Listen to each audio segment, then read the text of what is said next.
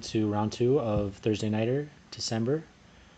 We're very lucky to have I Am Nubair back to commentate on the games tonight. Welcome to Nubair. And we also want to congratulate Gukesh on winning the World Chess Championship. So, yeah. Thank you so much. And yes, it was really an interesting match where we saw battle till the end, until the 14th round. Unfortunate blunder ends the match, but okay, it was a great match. I mean, compared to the previous few matches, it was a great fight from both sides, and we literally saw like games going until the last move. They're fighting until like the very last piece left. Moving to the Thursday nighter, we have got 7 games today, and all the games are going on.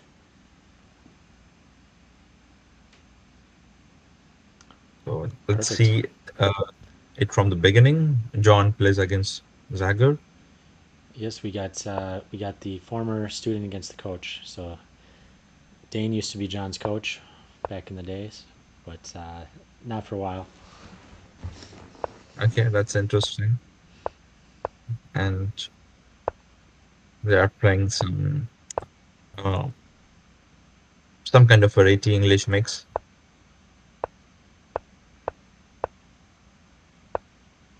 And now many times we don't play d4 directly because knight e4 comes in, and here the idea is to get e4 before black does something, and here if knight e4 just takes and d3 is possible. So that's why many times we see rook e1 before d4. The idea is to just get e4. Queen c7, e4, d6, d4. And now this is some kind of a Maruxi setup or hedgehog in which white is always better, but again, it's a game and he needs to be very precise to maintain the advantage. Yeah, Dane also plays a lot of cons, so he's very comfortable in Yeah, Hedgehog then Sicilian. then such position suits his style. Okay, bishop b7. Usually they play like queen b7 so that you put more pressure on e4 pawn. Bishop b7 is also possible, but again, then you need to relocate the queen because in general it's not good to keep queen like this. For example, here, let's say black plays h6 and we already have knight d5 and some problems like you take, and it's not good to lose the bishop like this. And and okay, then it's simply better for white with the bishops very, very strong. So that's why queen b7, maybe still 95 was maybe still 95 because the problem in this particular position is the e7 bishop hangs. You take, and now the problem is here. Usually you play bishop back and you're absolutely fine, or bishop d7, queen e7, and rook e8. But in this particular position, the queen is on b7. If it was on c7, yes, queen e7, rook e8 will trap the queen. Okay, you can sacrifice it, but in general, it will trap the queen. But here, it's not happening because the d6 hangs. And probably that's why bishop b7 was played over queen b7. So, As general question I have about these hedgehog structures. When I'm playing white, I usually try to quick castle queen side, get a big pawn storm going. Obviously, this was a transposition, and white had already castled king side. But does it? Mhm. What is? Would white have a big advantage if he could have castled queen side Hold instead of on. king side, or what? What is the whole dynamics of playing against hedgehog queen side versus king I think side? it's all about the timing and who is first. For example, you play long castle and you get g4, g5, then you are faster. But what I would tell black people is, I mean, if you like castle long, they just need to play b5. And okay, even if they lose a pawn, they will not usually because the king is on c1 and the e2 would be hanging. So if they just get b5, it's black who's striking first. So it's all about the guy who strikes first will win the race. And for black, I think it's just one more b5, d5 breaks. But for white, it's like f4, g4, g5. And again, he needs to put the king on b1. If the pawn is on c2, the story is different. Then maybe white is much better. But with pawns like this, I think it's easier for black to strike first. So Makes sense. I think we should castle on the side I mean, wherever we can strike first. For example, if you're striking first with the long castle, okay, you can castle long. But if your opponent is striking first, then it makes more sense to castle short. Otherwise, king would be in trouble. So maybe hedgehog can gain a little bit of value when your opponent is not still in their opening book prep and trying to hit you with critical play because then you'll get your counterplay with b5 if they're not And one totally more thing hooked up. which went wrong from black side is black put on rook on d8. So technically, in the hedgehog positions, the rooks are well placed on the e8 c8. And like we used to see in Kasparov matches, the bishop used to go like this with queen on b8. And why the rook needs to be on e8 is the simple purpose that we need to protect the bishop on e7. So for example, we play the same line with rook e8, queen e2, knight c6, takes. And now rook c1, now you can play the traditional queen b7 move or something like that, because now knight d5, you just take, and the bishop goes back, and the bishop is protected. So that's why the rook is needed on e file, so that the pieces are not hanging, and whenever the e file gets open, the rook is already attacking something. So rook d8 looks good. You think that you want to protect the d6 pawn, but it's never getting under attack, because with the queen and this bishop, with a6, it's very hard to win the a3 d6 pawn for white, uh, and that's why the rook is well placed on e8. In fact, you need to play knight d7 first and try to play like this. But okay, we saw in the game slight inaccuracies by both players, and now white was threatening this, so black played bishop back, and now maybe he's preparing some kind of a g4 g5. But I don't understand this move with queen on c7. Not really a big fan of king h2, because then you can never play g4, always d5. So maybe once we play h3, I think it makes sense to go at least g4. I'm not sure about g5 yet. Maybe someday it's possible, but you can gain some space and try to improve the knight position like this usually. But let's see. And okay, he wanted to go f4, but now there is some weakness, I would say. Bishop f6, and as we can see, the bishop is stronger now. Knight c5 would come at some point. And in the end, he played g4. So if you wanted to play g4, then why not to do it at the first instance with king here? And now look, even black is going for g5. Again, not a big fan of this move. It weakens your king unnecessarily. You're opening up files, which simply h6 could have done the job.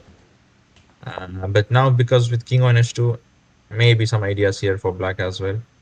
Because takes, and now the rook is under attack. You need to move the rook. And then again, the d5 comes. And once the d5 comes, usually black is doing fantastic. And that's why we are seeing g5 on the board. So e5 was played, trying to make some pawn break. Maybe it was a good idea to remove the king from the diagonal, but again, positional inaccuracy here. Maybe could have taken here, maybe a 5 or 94. Black was scared, so he went back. And the point is, again, it's a pin. So, oh, wait, what? He did not play this. 94, queen goes back. And okay, takes knight g5. So gives white a good position. Hence queen c6 was played, trying to exchange queens. And now this pawn is a bit weak. There's no knight e4. And now the black gets the d7 pawn. But still white remains up a pawn because he has got an extra pawn over here. And this is a pin, so this gives black some compensation. There's a knight d3, rook d2 threat incoming, and that is why John is thinking. Well, I gotta give John credit. This game, he's down to 53 minutes. He ends a lot of his classical games, above an hour 15. So he is using his time this game, which is good to see. Yeah. One line I was wondering if this is possible. Takes and rook d1, but then bishop c3, and I was trying to evaluate this two pieces versus rook, and now the rook d6 is there, and there is some problem. Like the rook is quite active, and if you lose the b6 pawn, I think it will be tough. And the problem with b5 is you can just start with rook c6. So, okay, there's a bishop d4, there's a b4. I think it's fine. So, yeah, white needs to find something here, or maybe this is the way going forward. Otherwise, rook d2 check is very, very dangerous.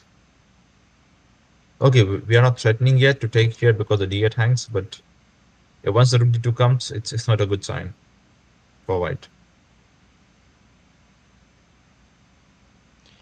And would you make? I think you maybe are threatening because you could win two pieces for the rook even. Oh no, I guess it comes with check. Hmm. I was thinking rook takes b2 followed by bishop takes c3, but rook takes d8 is Yeah, check. it's a check, yeah. So some problems, like he's not, the king is still stuck here. But in general, like if the pieces come like this, it will be a problem. Maybe you can start with bishop a1 or something. Like you guard the piece. There's no knight d3, there's no rook d2. For rook d2, you can just take and play rook f2. And now previously there was rook b2, bishop c3, which was good for black, but now it's not the same case. But wait, oh, there's unfortunate poke in 94. This could be the possible blunder. Let's say this could happen in the game. We need to wait for this to see it. And meanwhile, we have got two results. Uh, Yeah, should we check Connor that? has won against, so yeah, Connor has won against Thomas. We'll see this game, and Hoover has won against Robert, which means okay, today is playing only one game, right? So, alright. Yeah, So let's go back yeah. to Nathan sorry. doesn't play two boards every week, or he if it's possible. If he is, the other one's not DGT. But yeah, he always plays the premier section, and then sometimes he plays the open if they have an odd number of players. Exactly. So today, okay, today some rest for Nathan. Yeah, unfortunately for his premier Meanwhile, opponents, got a little bit. You don't get a multitasking, but it's okay. what to do? Sometimes you have, yeah, it's okay. At least you get, like, we have to see the positive side. You get two games to play instead of one in the same time. Yeah. So knight f3, knight f6, c4, g6. So it's gonna be some King's Indian here. Yes. H3 variation. This was popular back then. Magnus used to play this quite a lot in 2015, 2018 time, or let's say the pre-pandemic era. After pandemic, this version almost lost its popularity. I don't know why, but maybe it's in the reverse case. Like other versions gain more popularity, and let's put it like this. That's why this version is not so famous these days. But it was very popular during the 2015 times.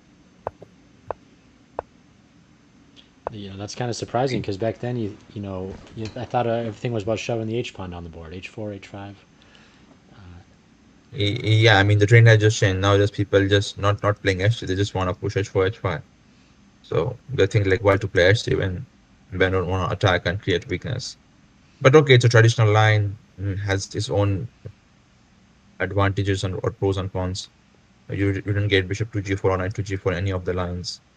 I don't know how good is c5. To me, it finds it a bit premature, but maybe it's okay, not a big deal. We just go bishop c4, something like that. Bishop d3, f5, takes, queen b3, f4. And yeah, sometimes this could be dangerous. But wow, this is impressive. Long castle. I've never seen anyone Yeah. playing long castle in the h3 line. Well, is what's usually the down? I've never heard of queenside castling against the King's Indian myself either. So what is the usual downside? Did they just get attacked or? Yeah, and maybe it was a wise decision because if you castle anyway, g5, g4 is gonna come. Yeah, And he's still not ready to attack any of the weaknesses, like he's very far away. So interesting decision. Just go long castle, king b1 and see whatever happens. Anyway, you need to go knight b5, so you can get king b1 rook in two moves, and now all this attack makes no sense because there's no king here. Interesting. so I mean, I think this is the Black still just has to play on the king side and try to play against positional weaknesses like White would usually do, right? Or what? yeah. I think a good decision here, and probably this is the winning move. Maybe Black has blundered later in the game, but this is the move which made Black suffer this game. I'm not really sure to play h4 directly, but maybe that's the point. H4 g4 he wants h5, Yeah, this is like an and anti then King's Indian game. It's like White's saying no, sorry, buddy, you like to attack, but I'm going to attack you. and White just went h4 like he wants to take here already. Black has no option but to push and then h5. Knight needs to be served here. Okay, you cannot play this more. This is bad. Gf3 is bad. I mean, when the rooks are like this, one should try not to open the file, then just okay, accept it. I mean, just go back or even go like this and come back again. But if you open a files like in the game, it's not good. Like now the rooks have clear targets. But previously, if you just keep the files closed, okay, you have chances to survive, or you can just improve pieces for the b5, bishop d7, or just play queen c7, whatever, or rook f7, rook c7. But okay, maybe knight h4, knight f5 is pretty strong. Maybe knight e7 in that case, so that at least this won't be that strong. And it's very simple here. Like, for example, whenever white plays g3, you play f3. And if white plays f3, you play g3. So you block the attack of whites by very simple technique of pawn movement. Let's put it like this. But after this, gf3 was really, really bad because you open up files. And now this is another problem. Simply now queen needs to come to the h file and it will be a problem. For instance, queen d1 and you just make a double on this file. Okay, you can make this moves for one, like some defensing moves. And okay, he went rook c1, e1. And knight a4, knight b6. Yes. Simply this is unstoppable. Winning on both That's sides why I of the was board. saying. Yeah, playing on both sides of the board. And this is what you can do when you have space. For example, now you have space on the king side as well as queen side. Also, you have got active pieces. And all thanks to the g6, I mean, gf3, g6 line. And because of which now white is just on the driver's side. Now there is no time to improve pieces. Like usually, that's why they say always develop your pieces first. Okay, if you lose this pawn, fine, you just get some counterplay. But if you just play like this, as I said, even he can play like knight rook c1, knight a4 ideas. And even that happened. And now, once you lose the bishop, then there's nothing much left for black to do. Maybe he could have tried to save the bishop, even like this. Because this bishop is a lot, like even like this or just even like this. And he goes back and okay, you just stay like this and okay, h5 and maybe black is not worth anymore. Knight c4, we have got knight e8 and then rook f6 will come. So So maybe something like, yeah. did all these problems really start with opening the G file, or did Black have an even better way to kind of deal with the queenside castle? I think everything, Queen Castle was not a problem really. Like it's just the psychological setback that you cannot attack on white's king anymore. So you need to again start building it. Like once you castle, okay, you can play g5, rook g1, and okay, knight g6 was not really needed because h4 you can got g4. But okay, even like this, okay, you just go back, whatever he plays, okay. And now you need to start again building rook b8, b5 ideas. Like because if you play a6, there's no knight a4 here. You can play a6 and just get b5 on the next move. Because knight a4 there's a b5 and there's no nb6. So even And though, okay, as I said, just block. Yeah. so that's kind of violating the rule that White's got all this space on the queen side. Their pawn chains pointing to the queen side, and Black's pointing to the king side. Usually, you play on the side you have space, but in this case, Black wants to actually play on the side they don't have space. So how do you kind of decide, hey, I need to do that just because the king's there? Exactly. The name of the opening is King's Indian. So the job of black is to attack the king, whether it goes short castle or long castle or remains in the center. So wherever black finds the king, black should attack the king. Otherwise, it will not serve the purpose of the opening. So if the opening is named King's Indian, then it simply says black needs to attack the white king. Otherwise, black has no chance. Because positionally, he's down, space advantage. White is always having the space advantage. So black needs to always attack the king in some way, like say bishop d7, rook b8, and some a5, a4 ideas going forward in the game. Well, that's good to know. I wouldn't say I knew that because I like to play where I've got space. So I feel like I would still be playing on the king side like Thomas was. So I understand why he continued down that path. But it makes a lot of sense that, hey, King's Indian, you got to get at that king. Yeah, because otherwise this is now becoming it's also King's Indian, but now it's a King's Indian for white. Now white is attacking the king. So you need to make sure that your king is safe while attacking the enemy king. Yes, you need to attack the enemy king, or you need to attack or you need to play on the side where you have space, but not at the cost of weakening your king. That is the most important thing in chess. Checkmate ends the game. So even if you are up a queen on the queen side or whatever, if your king is not safe, you lose. and that's why we should not like play this. At least, make this move or try to keep the H file close and open the one file. But for that also you need to get close. But still, I believe that as all the pieces are going to the king side, black needs to start playing a6 b5 immediately. Otherwise, what we saw in the game, he played a6 but at the absolutely wrong moment. Now he's not in time to play b5 because knight b5 hangs. And he could have played queen d8, and this could have been better move, because now knight a4 again b5 is there. But as a human, it's very tough. For example, you have played queen g7 two moves ago, and then you have to again go back to d8. So as a human, this is tough. So what does a human brain says? Just go to some better square, where your queen is improved. But this has not actually improved your queen because knight b6 is coming next, and you're losing a material. Again, bishop s3 was needed first directly, let's say, and now you just try to play like this. Or he goes back and you just try to play like knight f6 and something like that, or h5 ideas. Yeah, But then he allowed, yeah. I feel like we were seeing 98 disconnecting the back rank, making some tactics work there. Did that was 98 completely necessary earlier? Because it is seeming to loosen up the position a bit.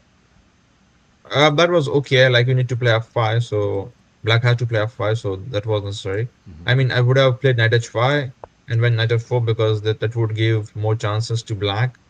Um, like wherever you develop the bishop, knight f4, and then g2 would be hanging, so there's no time to pick long castle or something. And probably that's why we could see long castle in the game because black gave a chance. So this is the first improvement black could have made. I mean, with the knight's placement. And okay, even 98, he just wanted simple game and d6 pawn under control, under some defense with of knight. And here also black is fine as long as he's not pushing much forward. Just simply a6 b5 needs to be done. And just because black chose this idea at the very wrong moment after rook c1, I mean, allow rook c1, and then the queen was needed again back at the d8 square, but then he did not do that. Again, this was necessary. He didn't do that. And here also, white could have taken the bishop first, or at least played f3, preventing bishop g4 idea. Uh, he played bishop g4 with no threats. Like this is not really happening or gaining something. Maybe queen a3 is the idea in future, but this allows black to play bishop h3 or some ideas here. And queen h3 happened, and then he just lost a pawn. So a little bit misplayed by black there, and that's why white got a winning position. Okay, 2 pawns up, 2, 3 bishops, open position, and okay, that's all. And a tactical blow in the end. Nice. What's the finish here? So just takes, and you lose the bishop. Yep. So overall, I think a very good game or a strategic game by white with some positional mistakes. And I think black had it all unless he gave up the bishop, or he could have just played bishop g4, bishop h3 and to defend it, because he got 2, 3 chances after this also to defend it. Like he could have done it here, he could have done it on the next move. Even here, he could have done it. Because here also, after f3, white can just take the bishop, but white did not. So that was his chance. After this, I think it's difficult because this is hanging. You cannot play 98, c8 hangs. So the sequence was wrong. Like here, he played h5 to play bishop g4, but then it was better to play bishop g4 and next move h5. And now queen a3, simply he can play rook d8 or something. And for knight c4, there's a bishop f8. Because you cannot play this would hang. That's all. I think it was an interesting game. It feels like Thomas was to trying to keep it a little too positional for a King's Indian. Mm-hmm. Really need to take some positional risk and lash out if you're going down this path, playing the theme of the opening, and then Connor actually played like a King's Indian black player almost. It feels like, instead of doing his positional duty, Queenside Castle went for the Kingside attack. So that was definitely an interesting King's Indian, not one that not a typical one, I would say. Yeah, interesting King's Indian game. All right, perfect. Well, let's see the next game. Yeah. So it's Right. Robert versus Hoover. Got two club regulars, Robert the Crazy Openings, and Nathan doesn't shy away from him himself. So let's see what we got here. Okay, And four-night this is, sketch. yeah, like he played something classical or decent opening. Like I'm shocked. I'm seeing Roberts play this. Maybe he watched the previous broadcast or the highlights and learned that Yeah, maybe it's not that great to play every game off bit. yeah. I don't know if we, But okay, he I went don't know if we 99 up influenced here. him, but I get you. I got a feeling we're still going to see something crazy here. Even though it did And start. and and and here we go. It's commentator's curse is already on the board. He played knight f5. He did not take on c6. Usually they play like takes, bishop d3, d5, and the main line goes like castle, castle, or e d5, c d5, castle, castle, bishop g5, and so on. Like queen of c6, queen of 3, and we see the main line of four knight scotch. Is it possible to play it Fildor style with d takes or not really? Not really, because that would give a bad endgame for black. And now the king is bit. I mean, just bishop g5, for instance. And it's more pleasant for white than compared to black, I believe. Maybe it's possible, but this is the practice, and just like black equalizer, so they play like that. But knight f5, a new move here by Robert, and the idea is to take the pawn, so he castled. Maybe here knight e4 is worth considering, but this is really getting shaky. What's happening after bishop h6? Yeah. Now there are two options, like you play queen e7 or queen f6. Let's not talk much about king g8 because queen g4 is there. So, and if queen e7, there's knight f5. So I believe only one. Okay, only one option. And now this is very dangerous. This is hanging. You could give a double check. And the fun part is after this, black is winning. Wow. But wait, there's a knight d5. And okay, you take the bishop, and this is not hanging. So yeah, it's black. Black was winning. And if you take like this, then there's a bishop c3. Okay, queen f2 mate. So knight g7, and again there's a king. So is this black winning this? Because knight f4 is not a good move. And in the play game, he played castle, and something like this happened, which is also good. But maybe knight e4 is also possible. And if queen e2, there was d5. And maybe this is the way.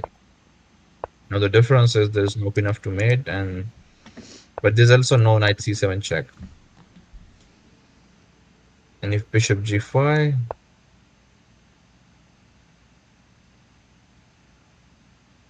needs to take, I believe. You take back and just king f8. And again, it's black who is better here because the pieces are hanging. Can you can you think about playing knight takes c7 or not really? Instead of knight takes. Yeah, but you have just lost a piece. That's a problem. I mean, he'll just go back to okay, there's knight d5 coming in. Wow. So king f8, king d8, let's say. You take on a8, and then this hangs. Mm-hmm. So you have to play king d1, and this doesn't look good. Like even rook e8 and rook e1 is a mate. Yeah, So black's getting some pretty good development. yeah, so in simple, we can conclude this that knight f5 is not a good option to play on. And I mean, this is maybe the direct punishment for knight f5, but even castle d5, the traditional punishment, is also not bad. Bishop d3, and now d5. The knight is hanging. Rook e8 is coming next if you take. Yeah, it makes sense. Or even like this. To me, Yeah, it makes sense why this is looking so bad because you're moving the same piece not once, twice, but now potentially a third time. Uh, absolutely correct. you're spending all your time that you needed to use development to move the same knight. So, and black is developing a piece with each time they attack that knight. So, black's not falling behind in development at all, and white's falling two tempos behind.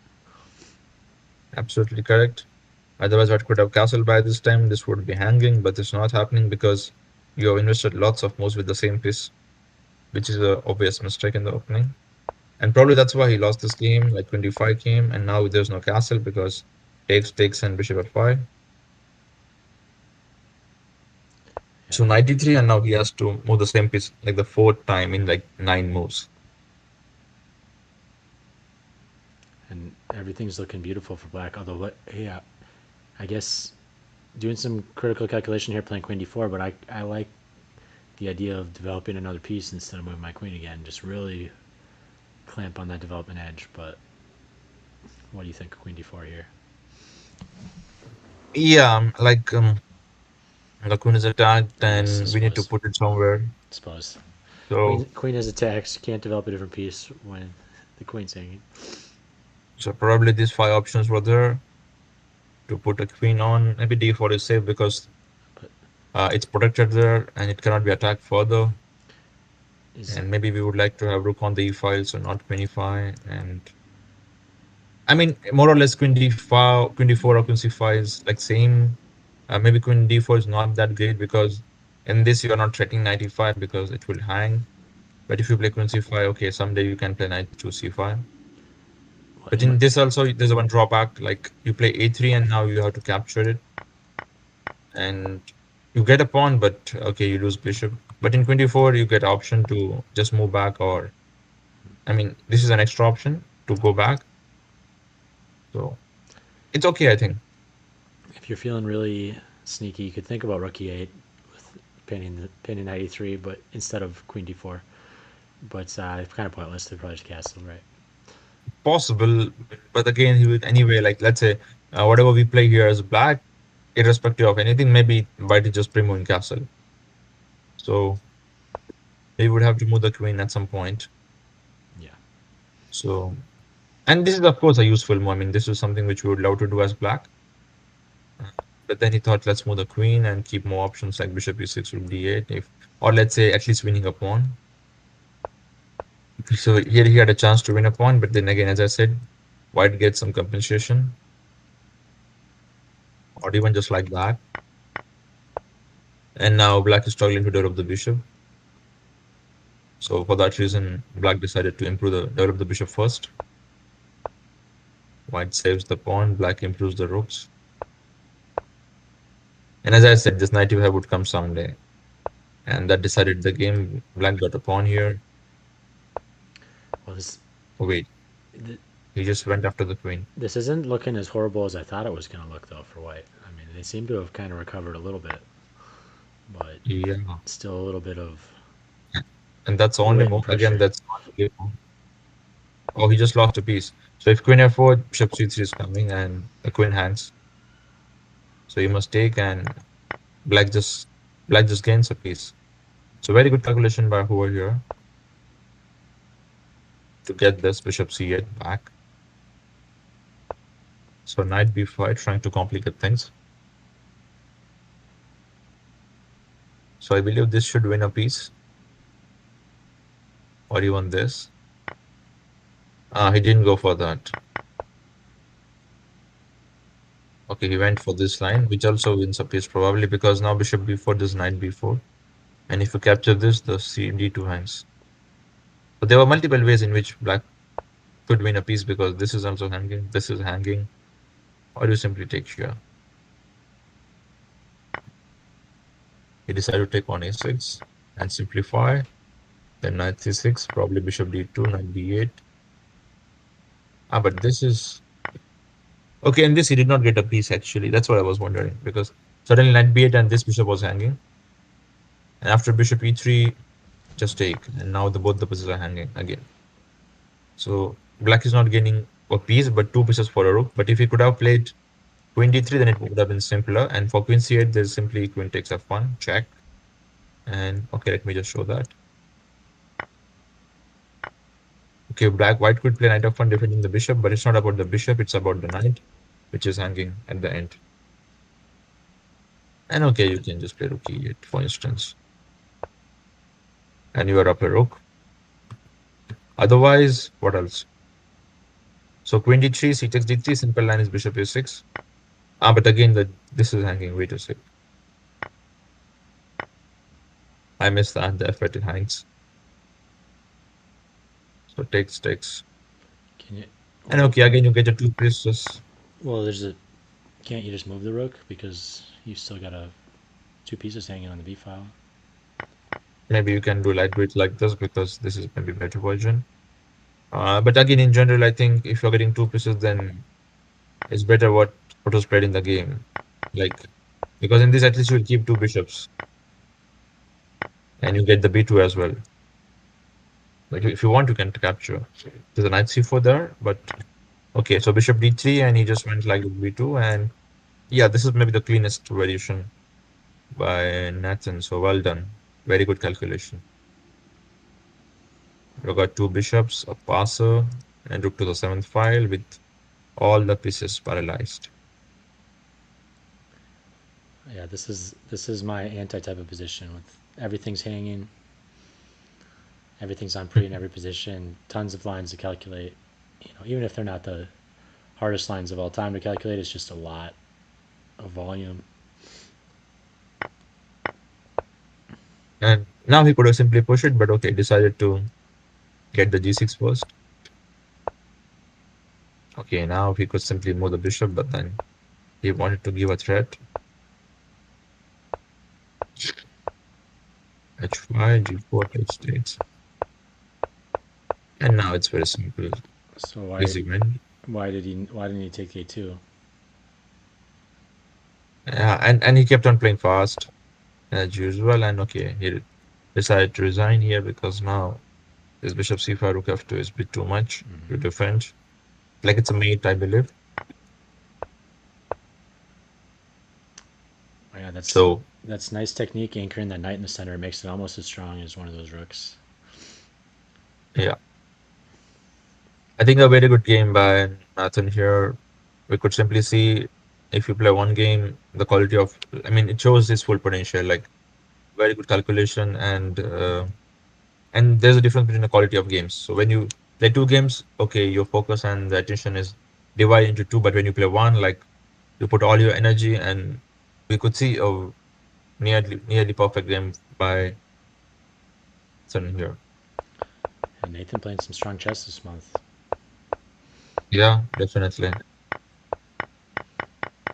But okay, if you could get two out of two, why not to do it instead of one out of one? So it's up to him. If he if he can play, I think it's great for the club instead of giving by to someone. Yeah.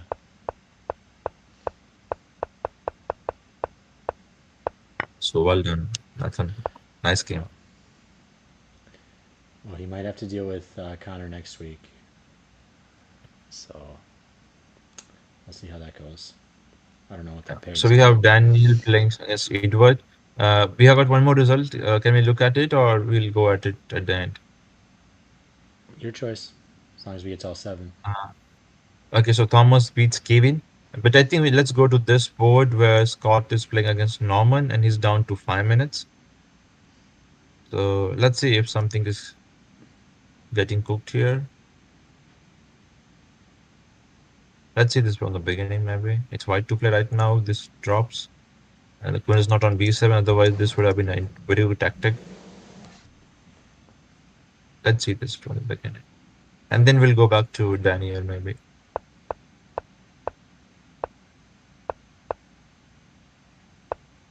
So it was some kind of a Ole or the Stonewall system.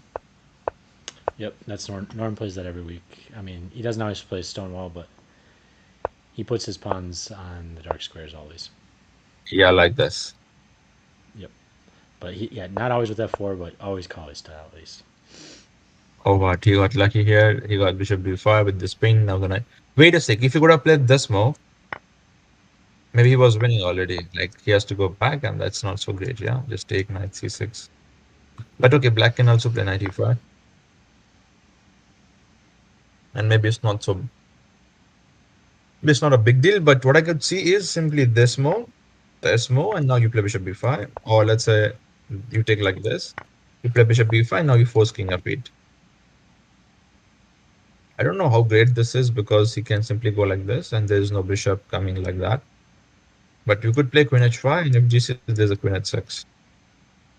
So definitely a better version for So white. What's your attitude about playing bishop b7 against the stone wall? I mean, I think I usually try to play bishop g4, like reverse Dutch style myself. But Yeah, I mean, for black, just play bishop e7 castle. Like, no need to play knight e4. Like, what he did, he played knight e4 directly, and that's why the bishop b5 game.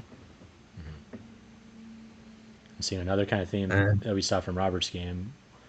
Moving a piece twice in the mhm. opening is just breaking basic opening principle. Just gotta complete your Me, development in castle. That's how chess works. yeah. So whatever level you play, you should never break principles because it will only create trouble and problems for you. So make sure to note this. Just develop pieces, make castle, and then do whatever you like. But if you do like this, then you might have to go back with bishop b5 coming, and that's not a good thing to move the same piece thrice and to the same place again. Like it's very unpleasant feeling.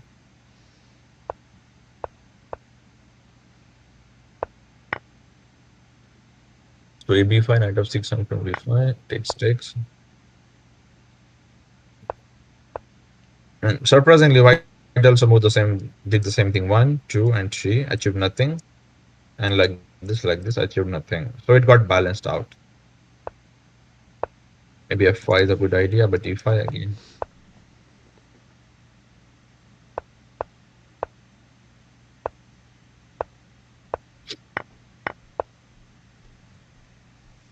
So in the end, black got a good knight, which cannot be kicked so easily, or captured so easily. Okay, this move is a bit hard to understand. Like I can understand maybe something like h5, h4, but maybe it was better to plan h6, g5 if he really wanted to do some attack with putting king on h8 and rook g8 like Fischer used to do. I feel like Something like this would have been great. the bishop d2 looks painful to me. I mean, how are you going to solve that piece? Maybe you just capture like that and try to go like this and hope that the queen doesn't come back to d8 after capture. Otherwise, you have to try to do like something like this. Let's say, I don't know, queen b2, maybe not necessary, maybe something like this or like that. And we need to play bishop e1 with the idea of knight d2 or else bishop h4. And okay, you try to play like this, but then again, there's h6 and this is not really happening. So you try to exchange the knights and then try to hold the game just by defending. Because this bishop is also not that great. Like the same plan is needed, but it's a long way again. Or okay, short display is probably this. But that is the difference. When you have space, you can just come back in two moves. When you don't have, you have to do like this, and so on. Yeah, they both have a bad bishop, but the the pawn structure space is paying dividends for black. Yeah, the space advantage gives slightly more flexibility to black. Yeah, I guess space does equal options after all. Yeah. And now this would be some problem in some line. But okay, white simply goes rook a1 because black did not capture with the queen. And now rook a6, rook a7 could be a problem. I could see e6 pawn is big. I would have just gone here, and if queen d7, then maybe knight e5. Or if queen c8, then rook a7, attacking the bishop. Because something like this gives chance to black to play like this, and for rook a7, maybe like this is possible. So for that reason, I would first like to go something like rook a6, which will make black's life a bit difficult to defend this. Like there's no good way. You land into this, for this, you land into this. And rook f6 will land into something like queen a2 and some pressure there. Or even simply knight h4 is hanging. This would have been some problem for black. Instead, knight e5 was played. 27. And now still rook a6, I believe, was a good idea. Maybe bishop d6 or something needs to be played there. But then, okay, at least you can make double and give some threats. You're seeing e6 as a lot bigger weakness than b5? Yeah, yeah.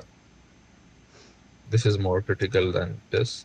But again, like, I mean, the thing is after rook f5, you could usually play this, but again, knight d7 is coming down. So I think black is losing control slowly, slowly. The space advantage is becoming into disadvantage. The weaknesses are speaking for themselves. Yeah, so that's another concept. The more you push pawns, they become a little bit weaker in the endgame. So that space advantage can turn into a weakness because you have a lot more backward pawns, or maybe not backward, but Yeah, they're at least you can attack the base of the pawn chain a lot easier. yeah, absolutely. So the point to note here is space advantage is not always an advantage. It could become disadvantage if played carelessly. Yeah, there's that. And in the game, yeah, We have a final point on that. That reminds me of a concept where people actually kind of ruin their own end game sometimes.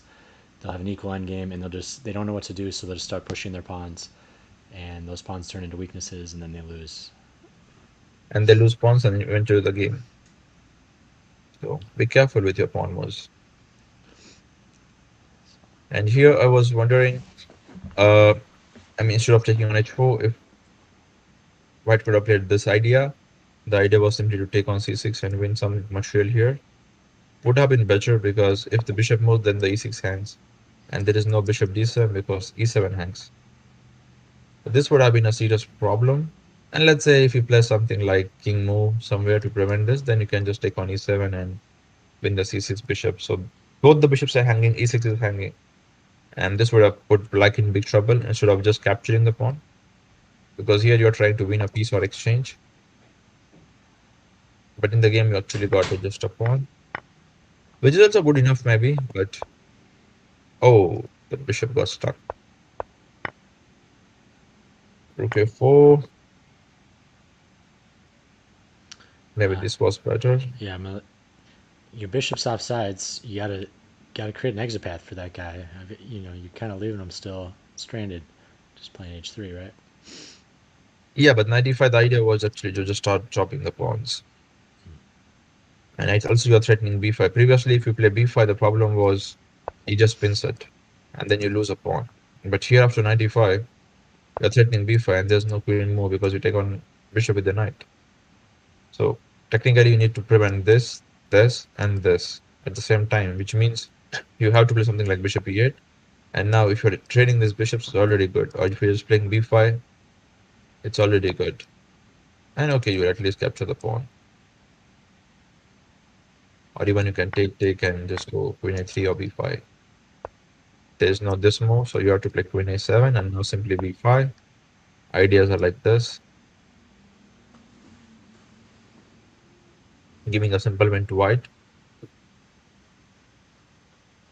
But instead, a waiting move was played h3.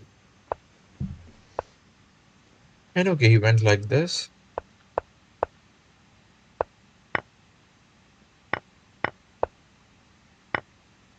And this allows the perpetual way to say, uh-huh. But okay, you have got king h1. King h2 allows queen f4. But king h1 does not allow this because queen is here. So it's not a draw yet. But after f4, I don't see a way to save this. Like simply like that. Queen g3, queen e1. The queen is very badly placed in the, on a3. So this could be a draw because queen e7 was played and already. So let only move is probably king f1. This is, I'm not so sure because after this there's a bishop. Oh wow, what a lucky day. There's a b5 check just in time. Amazing. So, But maybe f4 draws. I don't know. F4 question for you capture on is on fine. both achieving and avoiding perpetuals. How much of it do you think is kind of pattern recognition versus just raw calculation? Um, I think it's a pattern recognition as well, apart from being the raw calculation or some calculation. Because here, like usually, this is the pattern you get to make a draw, or this is the pattern you get to draw. For that, you will need a pawn on f4. But the thing in this pattern or this position is the c1 is well guarded by the queen, so you don't have queen c1, so that draw is never there. So you have to make a draw with the help of the f pawn. But in this line, what's happening? There's a d4 pawn there, so the queen e5 check is being prevented. And after this f4 takes things, there's a bishop g2 coming in, so we block the check. And after that, usually the light square bishop will attack the light square bishop like this and win the game. But luckily, because the king is on f8, there's a b5 tactic, which is actually winning the game for white. So it's not a draw by perpetual, and that's why queen f4 check was not given, or g3 was not, f4 was not played here. Because f4, maybe queen f1 was there, and for queen g3, just king g1. And you can win a pawn like that. But instead, in the game, he just decided to take a pawn directly. So we were talking about this line. Queen e3, this, bishop comes back, and f4. Now white must take, captures, and after king h1, there is no perpetual. Like you capture, and the queen simply comes in.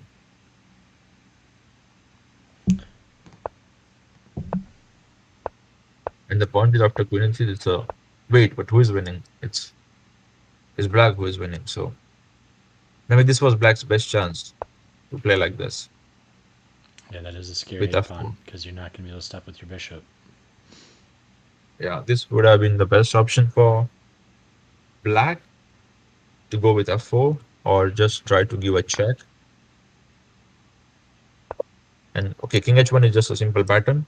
Queen f1, queen f4. So you go Yeah. king g1, and again you get a check.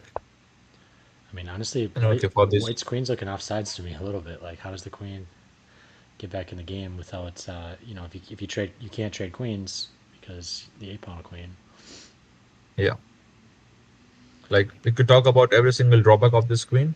But also this queen protects white from getting perpetuated with b5 check idea in the critical bishop c6 line. So, but okay, I think it's a draw more or less because you play this, he gives the check, you go g3, queen f2, and I don't really find a way to proceed further apart from king h1. Queen takes pawn, and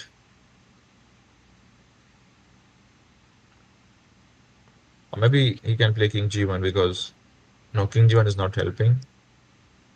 King h1 is the only move, I feel, yeah, and now you gotta something get like some this. activity for your queen somehow. Yeah, like white is up a pawn, but this a pawn is too strong.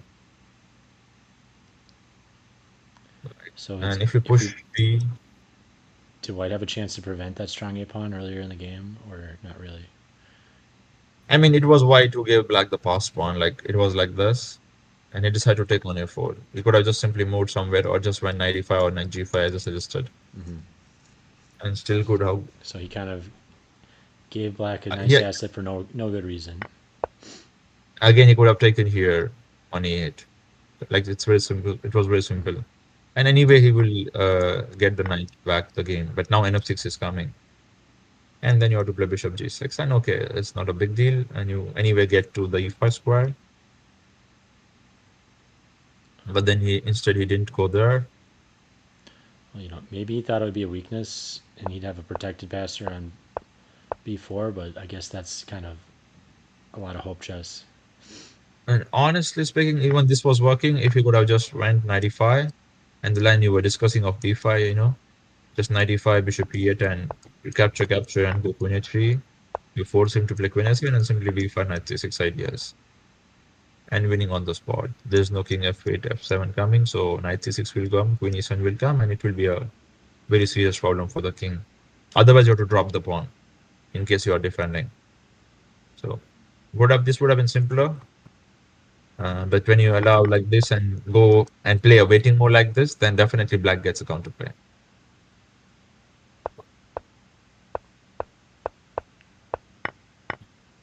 And again, here he was a little bit inaccurate. Like he allowed this takes queen e7 idea, and now everything is hanging.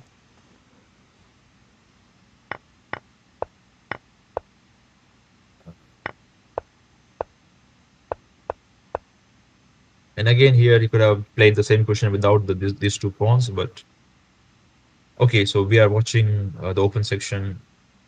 So what else to expect? Some fun, some entertaining lines. And now again, e3.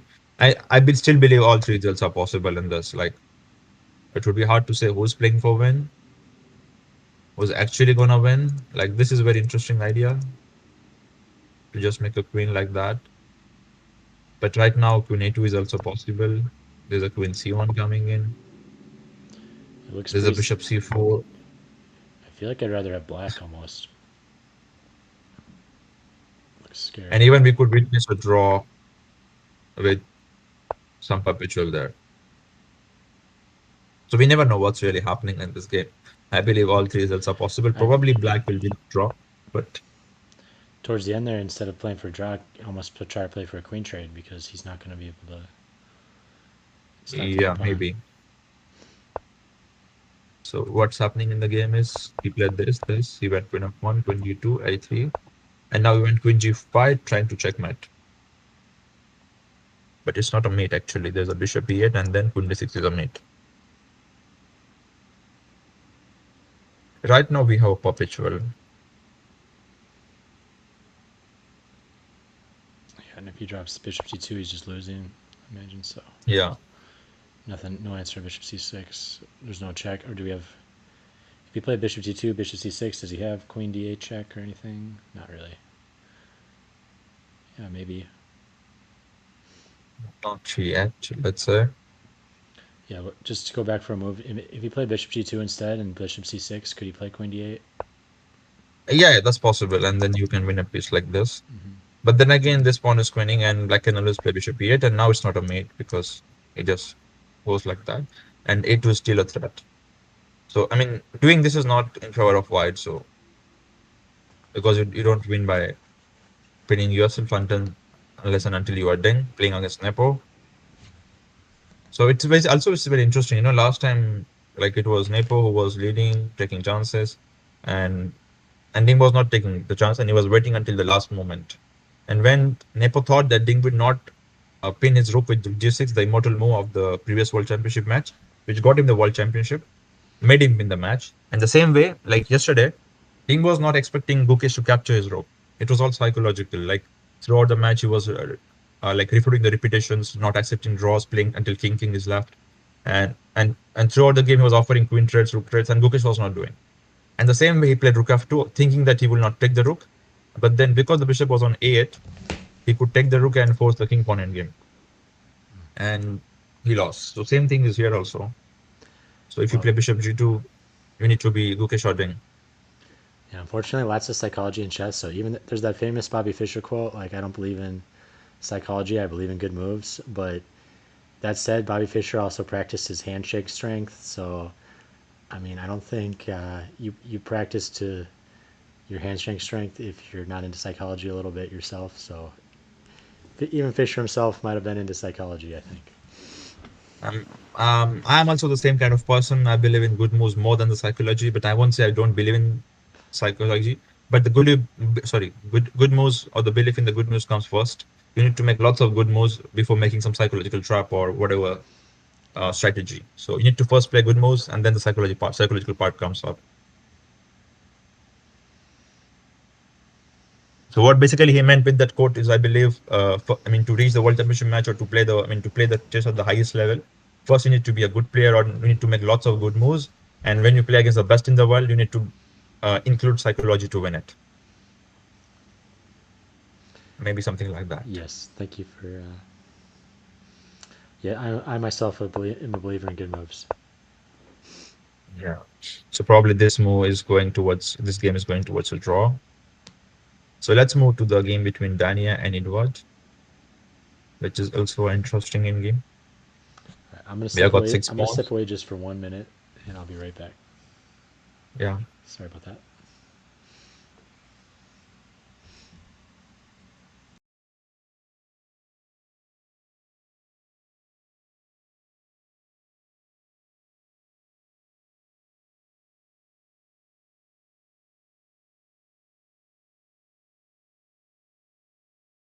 So guys, just a short break and I'll be also right back.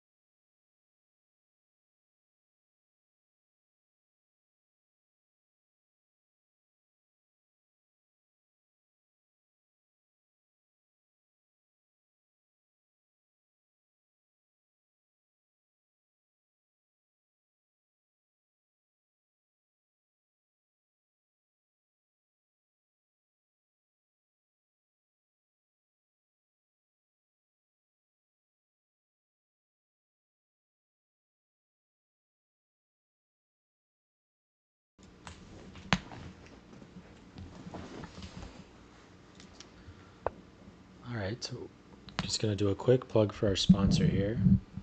So chessgoals.com, simple chess courses for non-grandmasters. Learn complete repertoires in under 100 lines. So local national master Matt Jensen owns a company called Chess Goals that has all these courses. I own the Catalan course myself. They have a really supportive Discord where Matt answers all the questions people have directly. So you get PGNs, videos, and they have all sorts of courses on openings directed at club players. So if you're looking for a new opening, definitely check out Chess Goals. And if you decide to make a purchase, please use coupon code CASTLE. Save 30% on your purchase.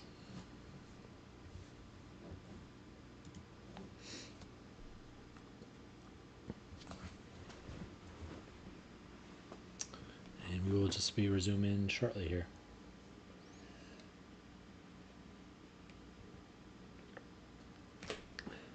I believe we have 3 more games to analyze.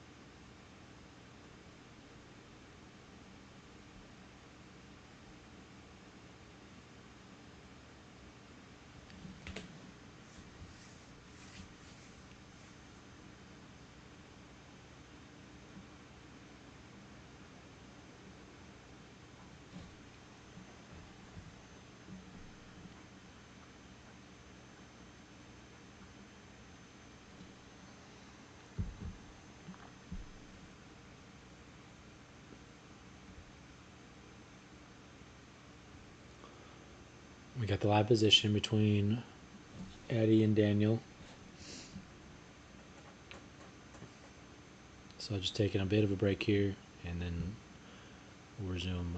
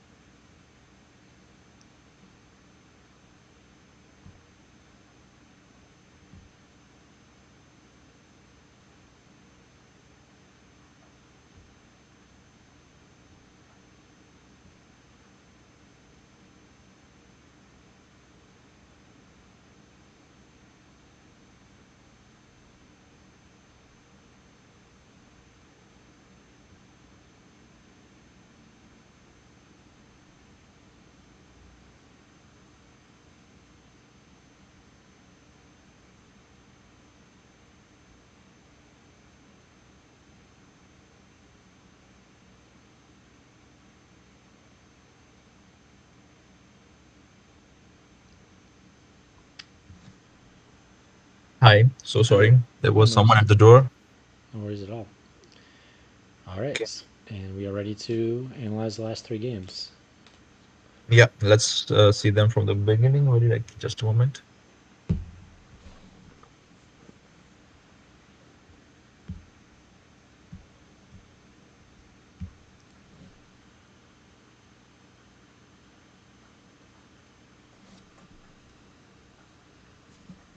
You see my specs? Look at this box.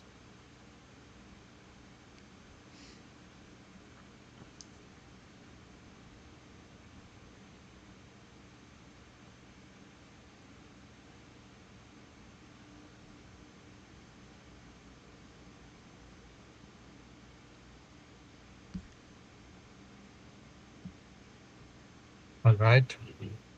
So it was between Edward, Eddie, and Danny.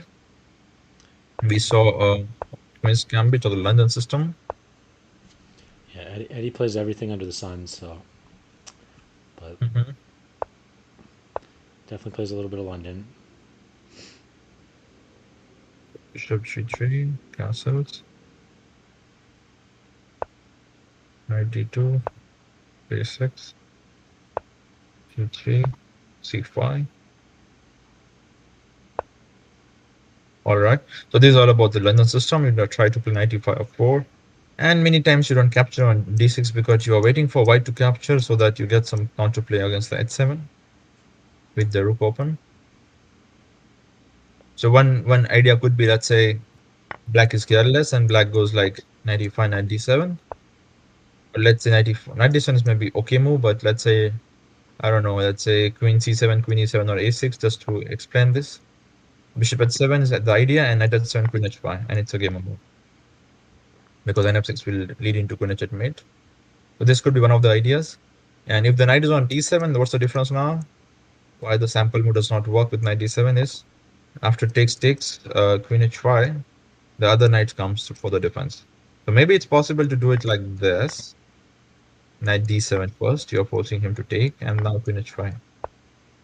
Maybe it will not checkmate, but it will give a good or winning position to the white.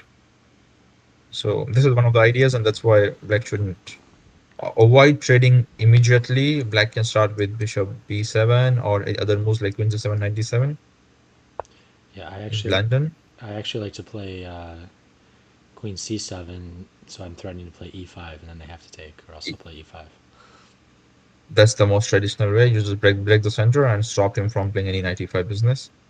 Or otherwise, you can also try to attack the bishop, and if he goes back, then he cannot cancel. So this is where white needs to make a decision to capture or to play without castling. He decided to keep it simple. And yeah, the e4 is idea. Takes. And the thing is, why white is not castling? I mean, white can always castle, and it's equal game. But white wants something out of the opening, so he's aiming for black to capture here, so that at least he will have some play against that 7 pawn. But Daniel did not do it, So and against one it. question when you jump to Bishop A6. Mm-hmm. I feel like when I've studied, a lot of times you wait till the castle to jump Bishop A6 because then it's pinned to the rook and you know it's going to trade. But if they play Bishop A6, Bishop C2, and just prevent him from castling, I mean, is that an idea for white at all, or is that really?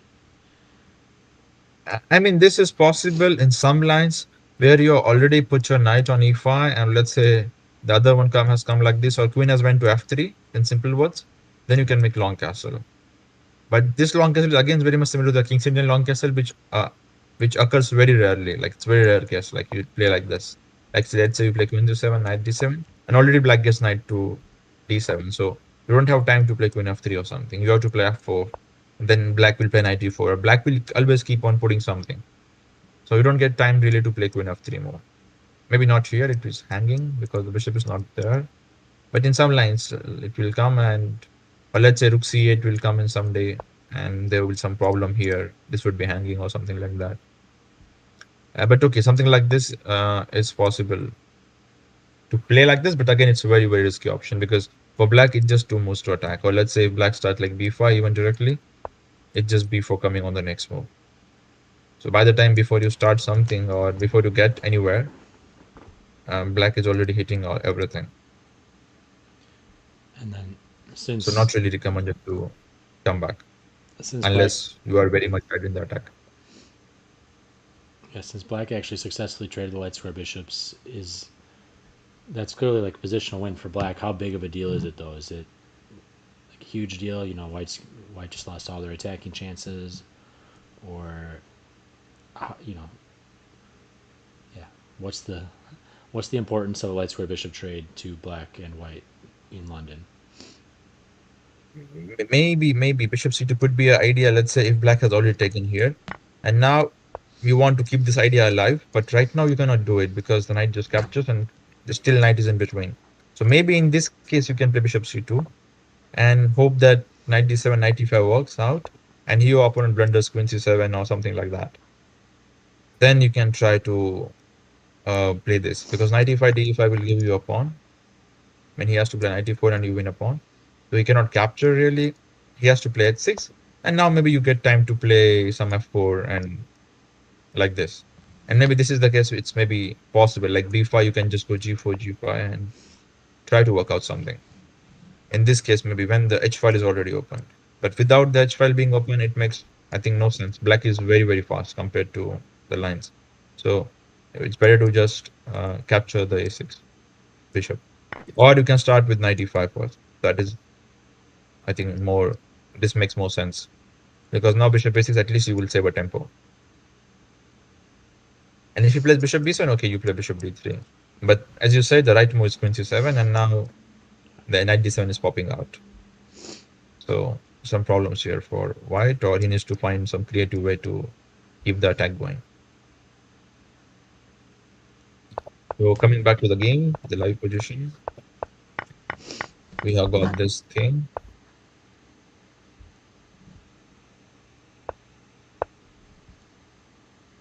I'm not really sure how good is knight f6. Simply rook d8 or making double in the d file would have been a better option. Knight f6, queen h4, rook d8, bishop e5.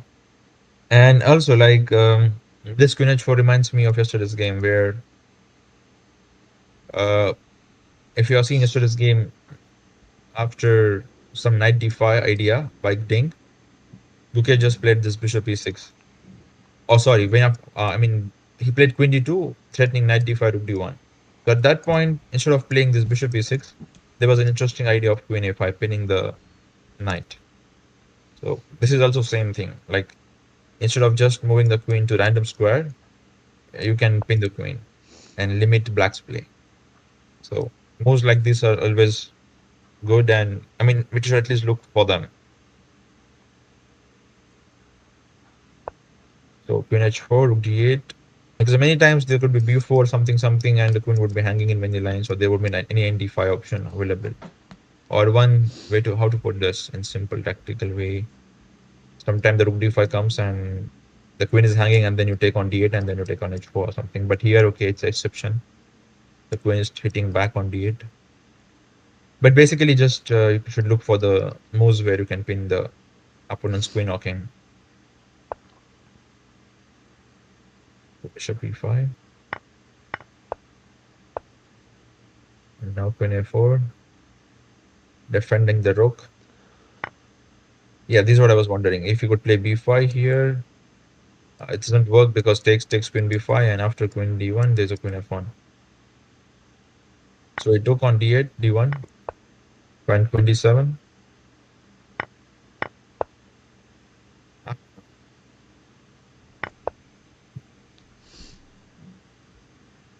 What happened to this? Wait a sec.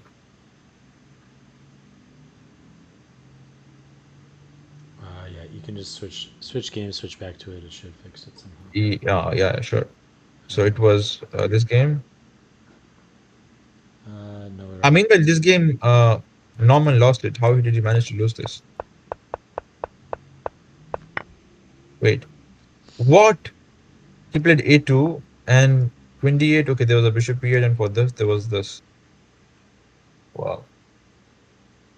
Wow, that a pawn did turn out to be lethal. So he took on f5. He played king e8, and he could not get the perpetual there. That's why he lost. So queen c8, king e7, queen c7, bishop here, and if queen c5, king f6, queen here, king here, bishop 7, king g5, h4, king g4 is running. Yeah, probably the king is running. That's why I tried bishop f7 check. But this is not good. Just king d8 or king e7 even. Why king e7? Because I want to keep the attack on the bishop, and if anywhere I will capture the bishop. But okay, he played king d8. He wanted to play bishop d7, which also does the job. A2 by And Scott's pretty cold blooded. Yeah, I'm not sure. I'd be scared of getting mated there. he got checkmated. Wow. He did not go for the queen. He went for the mate. Very good game by Scott. Fortune favored the brave. So he declined the repetition and he went 21 to find this great idea of A2 and also defending the perpetual. Well, I know this game is gonna make me think twice about ever playing Rook takes A4 in one of my own games. Yeah. But Rook takes was not a bad move. It was Yeah, okay if you calculate correctly. it doesn't look, But if you but still, just knowing that now I got to worry about that A pawn the rest of the game. Like, okay, I don't think so. I'm pretty sure, I mean, Norman will think twice after playing Rook A4, Bishop A4 to play H3 or not next time. Because this, like, he lost time by playing H3 here. It was a bit slow. He could have just gone directly knight G5, knight E5. But playing a waiting move after giving a pass pawn is, I think, very dangerous. Could lead into losing a game. Some So that, very accurate calculation at the end by Scott. So yeah, nice job. kudos to Scott. Well done. Yeah. And also overall, I think the quality of games or the play is really nice today. I mean, it's getting improved every week. I could see I'm doing this from like 2 months. Like I came for the stream for the first time around 2 months ago in October, and already I could see the quality of play is improving every week going forward. So well They must done be watching to your all the video players. and learn And some things. in general, I mean, chess is improving. People are improving, and No, nice, good, good for the it's club. it's a good club to improve in because there's kind of players at every level up till until you get up to a certain level, and then we run out of the high rated players. But you know, up till 2100, you're gonna have good competition at the castle. That's Yeah. So coming back to the position where we left, so we were talking about this position, and maybe like if White wants to keep on playing or play it for win, maybe it's better to keep the queens on the board, because in endgame there's nothing much. Like it's 6 pawns, the king is gonna come, and also we should never offer the bishop, because if you offer the bishop, then maybe it's black who is slightly better after 95, because you cannot really do this. You lose a pawn, and now simply bishop d6. Okay, he went for these people. And we got something like this, where Daniel just pushing pawns forward, but now he cannot. Now the g4 is being threatened, and that's why Daniel is thinking to play g4 or to play something else, because g4 would be committal, like you play g4, capture, and now the pawn could be weak someday. King can simply come forward, and you are just one move away from losing it. So it's a committal move. But if you don't play g4, then white plays g4, and black is not having any more winning chances, I believe. So this is where Daniel needs to decide to play for a win or settle for a draw. Meanwhile, we got the result here. there's I've got some interesting statistics about Eddie. Yeah. This year he's played over 393 tournament games, Wow. That's and crazy. in his career he's played over 3,100. 3141 is his total. Uh, Tournament games. his total rated Is USCF it games. classical or it includes all the forms?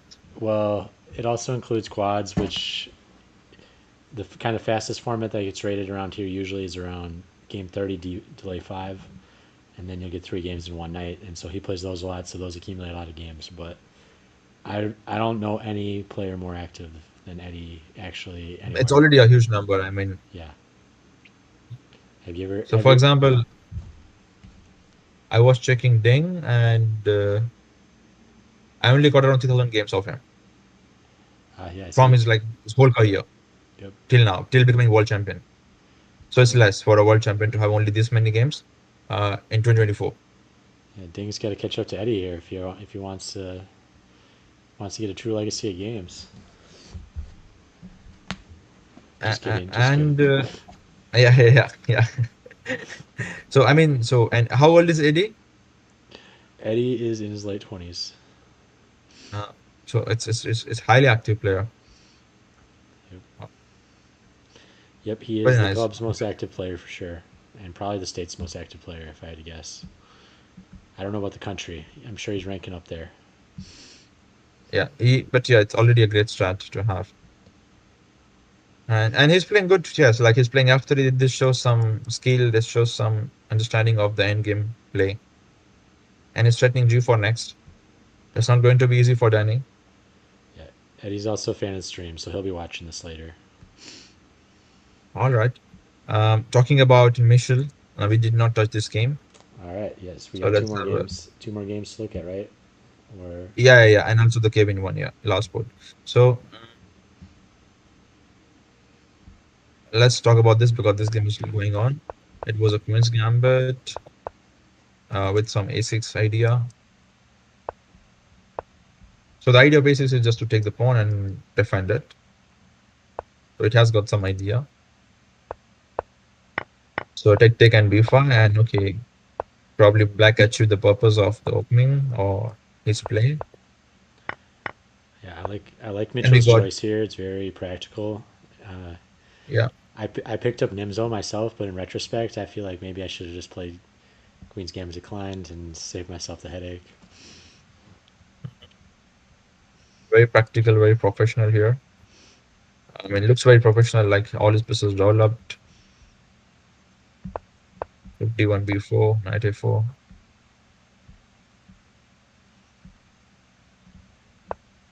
Queen a5, b3,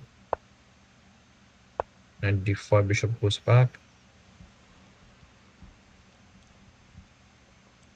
Is the c file important at all, or it looks a little dangerous? So I was wondering why not knight e4, like why he went to the corner. Because, I mean, this certainly creates a hole here and simply the knight could come in. So maybe he could have gone knight to e4. I understand his choice, why not here, because everything gets traded off and then knight f6 and again knight d5 on this. But then you have got this move. Probably this was missed by him, which attacks the weaknesses. Okay, that's still knight d5 and maybe queen b6 or queen f5 ideas. Maybe like this. Then you have to play knight d5 or something, trying to make something out of it. Like rook b8, you play knight c6, attack the queen. And if he captures, then still probably you have to play the same thing. Otherwise, you lose material. Now bishop f6, we can at least capture something. Bishop d6, we can play like this. So we need to create some practical chances. But if you play knight a4, I think it's difficult. Just simply knight d5 and black is having. I mean, for example, he could delay knight c3, but he went for it. Just conceptual question Okay. in that line you showed with Queen b6, where if they traded queens, who's actually better in the end game? Because White's got this isolated pawn that maybe can be a target, but Black's got an overextended b4. Yeah, so it's possible for black to play queen b6. Absolutely, there's nothing wrong in it. Yeah, and then But I was trying to make use of this queen, like if I could, oops, sorry, if I could trap it or something. So for example, this queen f5 and, oh, so sorry. no worries. Where I was. Yeah, it was here. Let's just try to jump in and jump out. So you are about here, and I was talking about 94 lines. So takes good. You take everything out, and you attack the bishop. You go back, and now queen b6. So my main idea was to play queen a5. The idea is to play rook c7 and trap the queen. But after knight e5, rook c7, there's knight to c6. And after queen a2, you lose the bishop or something like that. That's why I went for something like a queen a2 line. And okay, still there's knight c6 possible and so on. And talking about queen b6, yes, it's a good move, of course. And you can capture, white has to capture. And again, it's favorable for black because the d pawn is weak. and rook c2 is also coming. Got it. So not so activity or Is active play is b4 an for asset, white. or if black could, would they pull their pawn back to b5, and that'd be even better? So I won't say it's an asset, but also I won't say it's a weakness. Usually, the pawns in dark square or color of your bishops are weaknesses, as per the Capablanca rule. But then comes the modern chess rule, which says weakness is not a weakness if it cannot be attacked twice or it cannot be attacked like to win it. So, for example, this bishop is going to remain here. This knight is very hardly to eliminate this bishop. It's very difficult for this knight to outplay the bishop. So this cannot be attacked. The only thing it could be attacked is probably knight e5, knight d3. But then again, the knight is coming to d5, which is outpost. Can just play a5. And so this is not really a weakness because it is not something which is a liability to black. But again, at the same time, this is not also an asset because uh, it's not buying you anything. It could become weakness. Let's say if your bishop goes somewhere else or it restricts the bishop, so it cannot be an asset. But at the same time, it's also not a liability. So it's a neutral pawn or it's an okay pawn. Like, okay, it has got some pros and cons, which neutralizes its advantages and disadvantages. So it's okay. The value of the pawn is same as any other normal pawn. Uh, but this is definitely a weakness, a weak pawn, which gives a plus position or advantage to the black, I would say. Interesting. So coming back to the live game where we exchanged knights and some battery was this was planned. So knight c2, knight f6. And he just went back with all his pieces to defend those people. And after so much of hard work, White managed to get knight to the e5 instead of just doing like this. Yeah. The hard Knight work to finally pays off. knight tour. Knight to right. It's okay. Finally, but okay, knight is going to reach his destination, but no, not yet. There are some weaknesses to be covered. Oh, why? Wait, what? Why this more now? Come on, you need to play this. Okay, you need to. You okay? He wants a pawn. He could have repeated with this if he wants, but then okay, I think lots of pieces had toured in this game, going this way, that way, and the bishop had toured, the queen had toured. Every piece had a tour except the rooks. Lots just heavy maneuvering in this scam. Yeah, Karpov style. yeah, heavy piece play. 24 minutes 6, 23. And now it's queen's turn to. Oh, okay, not yet, not yet. He needs to get this done before he hits the shot. Okay, he's threatening now. And finally, he wins a pawn. Oh my gosh, g4. So after lots of hard work, black gets a pawn. But wait, what about this bishop? Okay, it's not getting trapped yet because bishop is f3 on the line. But this game is incredible. Oh, wait, what is this move? So he's preventing this. But he could have done that with bishop d5 also. Then maybe he didn't like this. Okay, so rook b8, knight e5, and then this is being threatened, so he goes back. Bishop e4, bishop f6. And this is the live position, guys. There's still a lot of things left in this game. This is The king needs to be maneuvered, the rook needs to get some life, and knight still needs to get maneuvered again, or the remaneuvered again. I mean, at a glance here, I like white. What do you think the evaluation is? I mean, evolution-wise, okay, white is a down a pawn, so as long as black has this pawn, black is better. And I mean, again, like it's gonna just take two moves or something like that for black to bring back the knight. And once he does so, he'll be all right. What he needs to prevent from white doing is just this thing, winning this pawn back. His last move was bishop f6. Maybe he wants to capture on there. I mean, it's just preventing rook d3. So idea is just take, and win a piece. So there's no rook d3 right now. And if you play like this, then the d4 pawn becomes weak, or simply the rook comes in. So he's just restricting black is just restricting white from playing something like this, which means white is in some kind of a zugzwang or out of good moves. Let's put it like that, and that is why Mr. Man Ronan is thinking here. What's the punishment for rook c1? Rook c1 is very simple. Like you just capture on e5. I mean, you capture everything or whatever you like, and just go inside like this. And for rook f2, simply knight jumps in. As I said, once the knight is maneuvered, white will be in trouble. And if you try to capture like this in some line, then the b4 also has. So white has got some problems to solve here. Maybe he needs to remaneuver the knight again, like knight c6 or something, which is actually a good move, honestly speaking.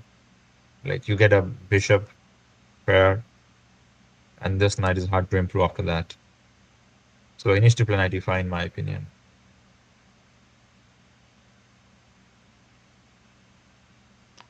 Interesting game between Ronan and Mitchell. Meanwhile, it is down to 30 seconds. Oops. And he did not play g4. We left it around here. And Daniel's played h4, a committal move. He wants to wait and try to create pass pawn later in the game. So, okay. So this gives white chance to get something like knight c2, c4, c5 ideas. Okay, he played king b3 first. Sorry, king c4 first. Maybe like this or like this in the future. And this is where he gets chance to play a5. Okay, but b5 was better in my opinion, because a5 would allow b5, and now. But okay, wait, this is interesting. It's not over, because after this there's knight c5, and the pawns are weak. This is going to be an interesting game. This is going to be an interesting game for sure. Let's stick to the live position where they played this on the board. Wait, is this live? Yeah, this is the live position. So Daniel has 2 minutes to decide to push, to go back, or to do something else.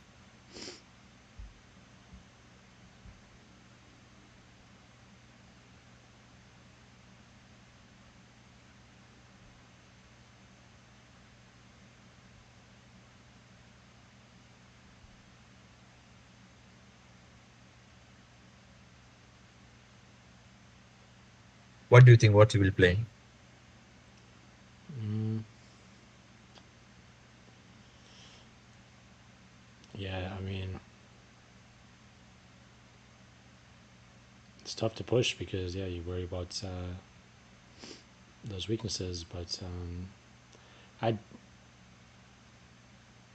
I mean, I'm tempted to take unless there's something totally wrong with it. Yeah, it's possible to take as well. He goes like this, so maybe we only move king d3, and maybe then he'll just go back and say, okay, let's make a draw. Let's make peace. Yeah, yeah. I mean, if I'm black, I'm actually satisfied with the draw for sure at this point. So king d3, bishop d6. I'm getting a little nervous about my weak pawns. Yeah, but maybe black can still try. Maybe bishop d6 and then e5, e4 if he's lucky. But in that case, white needs to put the knight on d2 to prevent the e4 square. But with the bishops, you can always win a tempo. So there's still some game left for Daniel.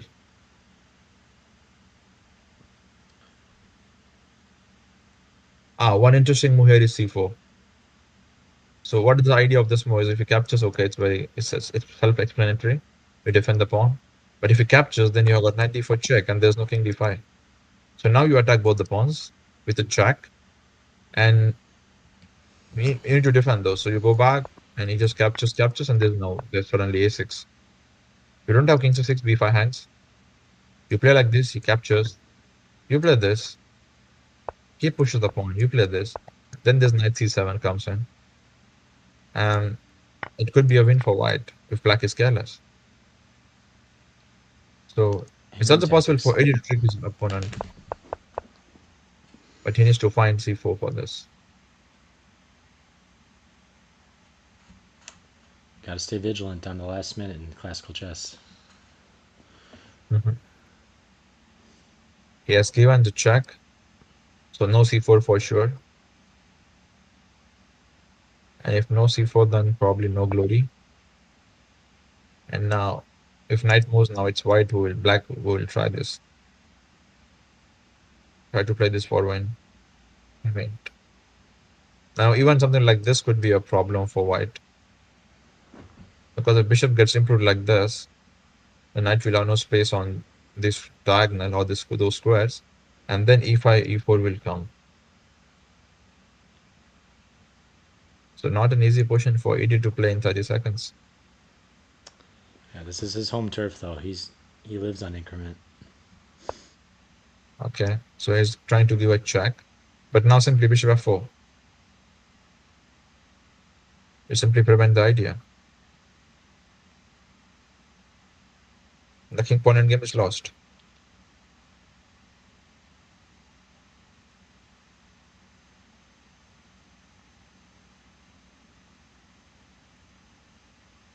But this is the one game, and the other game is in the other game we saw what? We saw Did knight c4.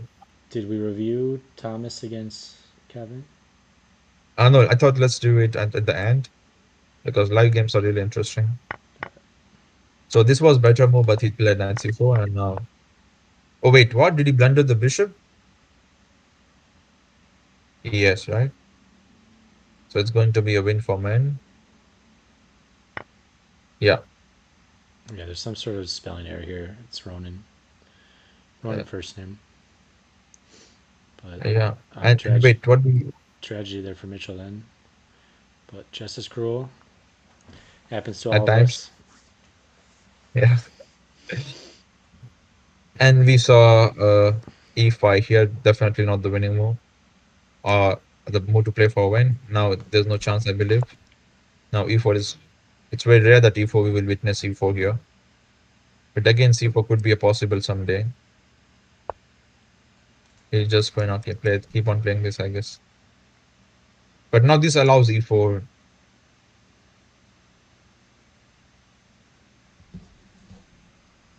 Lots of inaccuracies by both players in time pressure.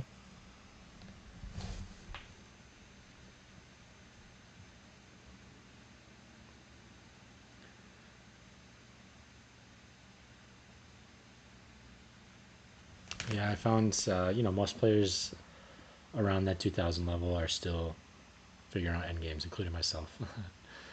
Yeah, It's endgames are not got a easy. lot of basics, but as far as advanced nuances,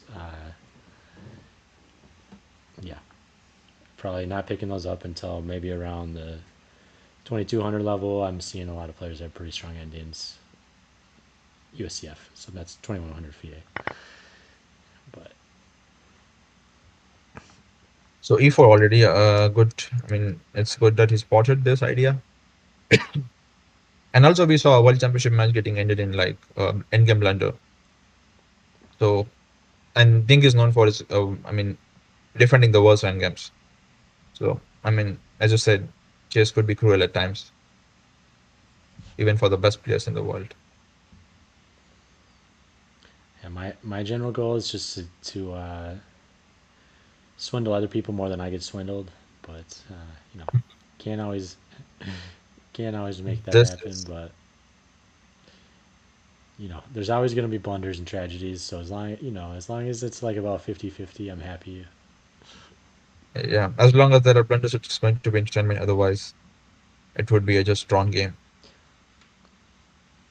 But here, this is I think really going in wrong side for white. Because I could see bishop f4 coming in, then the e3 coming in, king going very, very away, which means Daniel could strike in this one. Eddie may be in the process of overpressing here. And also knight g4 loses because e3 and after king c2 there's e2. There's no way you could stop this. There's also no knight h2. So you need to go. If you go down, you anyway lose.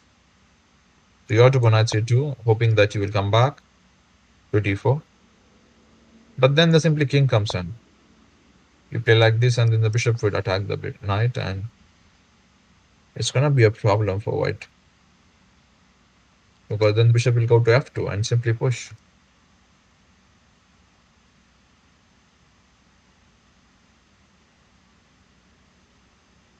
It is thinking.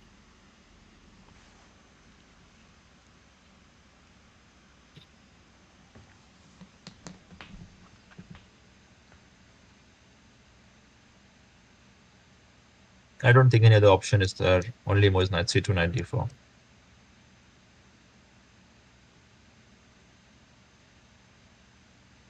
Adam will lose on the spot.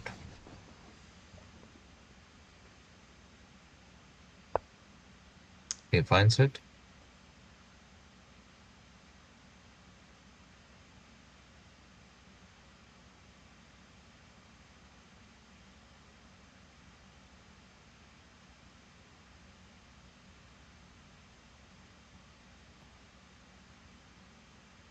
e3. This could be premature because now knight could simply come here and create some kind of a blockade or barrier. He could have first played king d5 and then knight for knight d4, bishop e3 or something like that.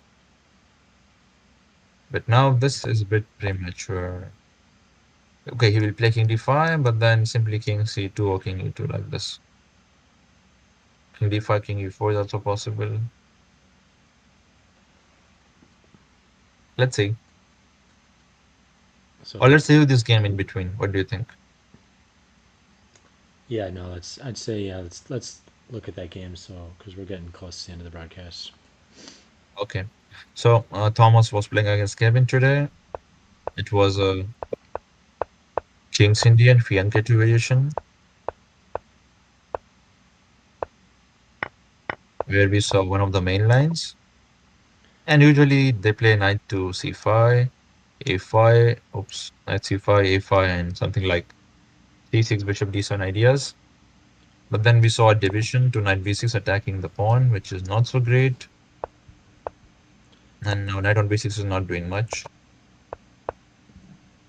Usually the knight is better placed on e5 or c5 squares. Thomas is playing Okay, a little bit more conventional than Connor, castling kingside. yeah. And the d5 break was, well, I mean, how come this is possible? Takes. Hmm. Okay. But if you could take this, it will be very, very bad. Yeah, it Yeah, takes on e6. Hikaru in the house. Really? So takes, and he lost a pawn. So this is what I was talking about. You cannot get d5 and kings Indian just like that. Like it is a square which is under control of white for so many years, like this many centuries. We just cannot get d5 so easily. And he lost a pawn. So he played rook f8 attacking this one. Wow, c5. The idea is queen c5, he wants to play knight e4 and queen d5, knight f6. Very nice tactic. So he must go back and he got the e. Why did you not take the e6? Come on. Okay, he just got fascinated with the idea of rook c6. I think he just wanted to do this. But okay, this is simply better. This pawn is very, very strong. You are just winning on the spot. But okay, if you have got some fantasy to do so, then it's hard to prevent. It becomes very, very tempting. Oh my gosh, he even went to do this. Not even caring about this. Oh wow. Even be like, okay, anyway, I'm gonna lose this, so why not to sacrifice something and try to checkmate the opponent? But how is gonna happen? Everything is hanging. Oh wow, he gives up the rook for the perpetual idea. Interesting. So it just needs to defend it. 24, and black can resign now. And that's all. B8 is threatened. If you takes, and there's a queen e6, queen c8. But maybe that is still fine because at least you still have perpetual if he blunders like this. There's a check and not a perpetual, but okay, at least some hopes in this endgame. Because the king is weak or the exposed. Instead, he goes e5, and now this pawn will queen for this rook at the cost of winning a rook. Now just move the rook. Oh, wow. What a beautiful finish. So this is simple, and you queen, but after rook e5, you have got b at check and queen e5.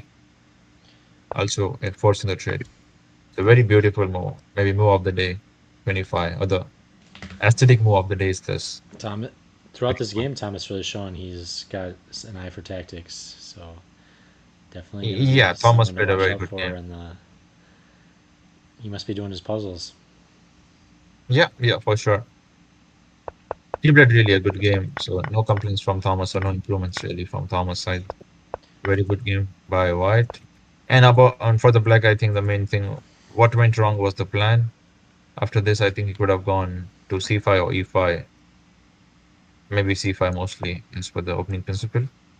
And if b4, okay, he can at least play knight e6. So going to b6 was wrong, and the knight never came into the game. And the reason why black lost this. So never put your knights on b6 in King's Indian, guys. Either you put on d7, c6, or c5, e5. I'm talking about the b8 knight. So this is the positional mistake by Kevin. Yeah, knights on those squares seem to usually just get harassed by edge pawns and Yeah, be poorly placed in general, and also on g3 or g6. I mean, in various openings. absolutely. Sometimes it's good, but a bit risky. Most of the times it get harassed. So bishop f4, we saw this. King e3 was e3 witness, and then knight coming back.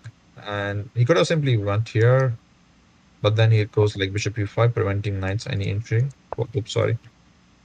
Preventing controlling the knight. Oops. So knight cannot come forward. So he goes back. The king comes in.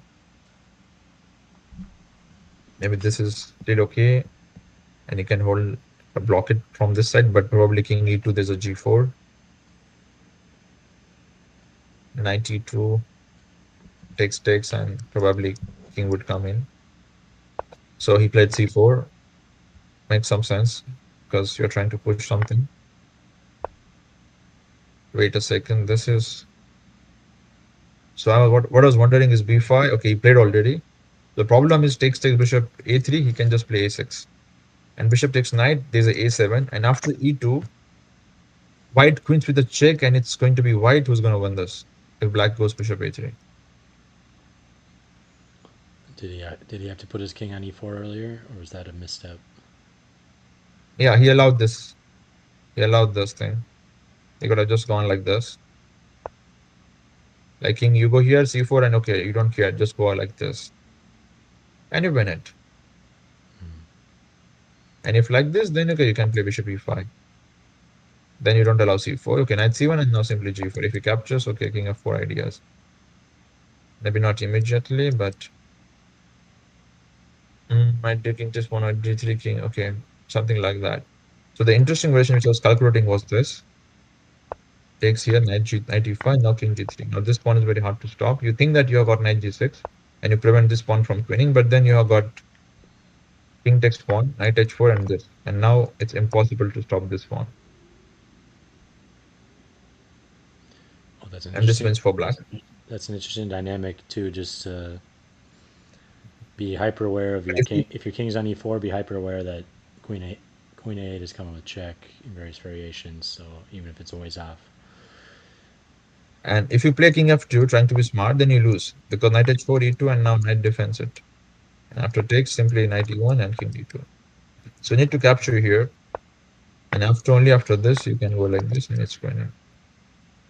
Maybe there's a king d3, but okay, still there's a king f2.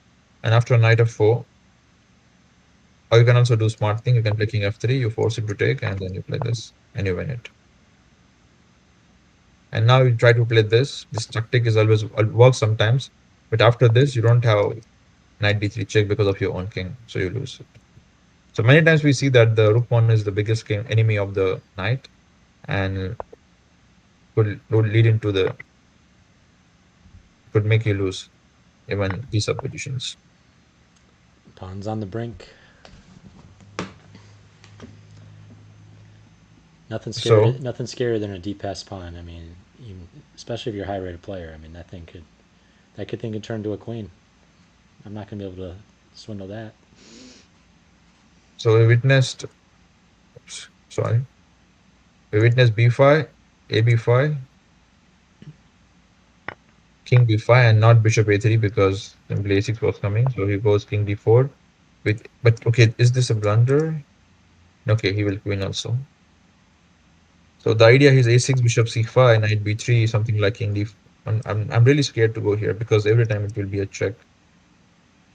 So I don't know where to go exactly. Maybe this, knight c5, and now you play e2. Knight e4 buys you nothing, so you push. He makes a queen. You make a queen. This is already winning for white because all pawns are guarded. Queen is well placed. King has got some safety. So he could have just pushed a6 instead of playing king c6 in the game. A6 is winning with knight b3 idea. What And about if you it? go like this, then Yeah, it's just a game over. that's what I was wondering. Instead, he went king c6, which has also got similar idea. But now the problem is you cannot really capture the bishop because now it's black who wins first, and you will still remain on a7 square. Now I don't know what's really happening here. If the knight helps to draw this, or it's winning for black, but definitely not the line which white could have gone for. This was better, but now black goes bishop b8, which makes things even worse because now king b7 and now this is coming. Again, I think the only option to survive is this, but he plays bishop a7. This move is impossible to understand. Why on earth you would sacrifice your bishop on a7 instead of when it was hanging on b8? Yeah, I think he's thinking of It's some. too deep. He wants the king in front of the pawn, but it's not Yeah, looking but you like it. cannot just how to say this? You cannot uh, uh, pick the knight and push your pawn forward like Yeah, you yeah. can do for the rook pawn. So you can just play knight g1, knight d4, and there then won't be one perpetual It's kind of a flawed and just concept. to win. Ouch. So as I said, like all three results are possible, and there's like black is better. Ah, Black was winning that was just that time, conjecture. I thought that was an actual. I thought that actually happened in the game. and then he played this, and now probably okay. This happened in the game, and now wait, he could have just played this, and after e1 he could have done this. But okay, it doesn't matter. It's like very and three moves he's winning, so it doesn't matter really. Well, interesting end game. So Both sides had this is chances, going to so be a win for yeah. ED. Well, we'll see. So as you said, it paid off. This is his everyday thing, playing under time pressure, and the experience also paid off. I wouldn't be So this is surprised. a win. So let's see if we have something on this board, Sure. the Michelle one. Wait. So Mr. Ronan has lost all of his pawns except the leader of the game, which is threatening to play this next.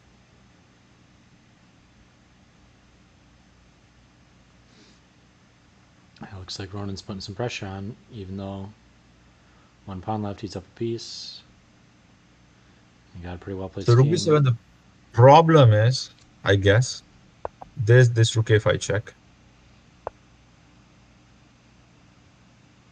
Try to play king back. And now can he take and go something like rook b5? Previously it was simple with rook Hold c7 on. and What king about forward. what about 95 threatening be a queen? Ah, that won't work. It's too slow. Okay, not yet. So this is some problem here. And after you go back, let's say wherever he'll just play, okay, but then 95 is there. But okay, he can always give a check, kick you down, and then go back to here. You cannot really win any of the pawns because b7 always hangs.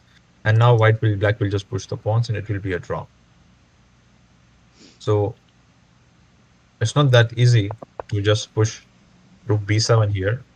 So he goes knight d4, and I could already see some problems for this king. Okay, simple is rook a5, and for this you have got this. But for rook a5, maybe rook b5 will come in. I believe again it could be anyone's game. White is winning, but uh, if you blunders king f4, rook e4, and e4, e5 is coming. So now what? This pawn is lost. If rook e2, then the pawn is lost. So knight e2 is the only move.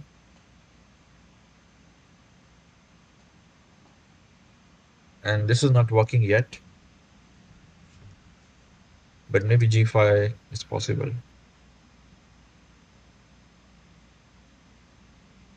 With g5, I believe there's a rook b7, and now the difference is after you play rook b1, we have got this move, and simply knight will come to d4, and it will be a checkmate.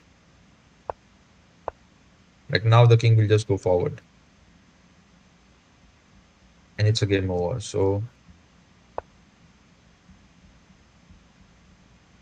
not that easy to just push randomly. Now rook b7 is being threatened.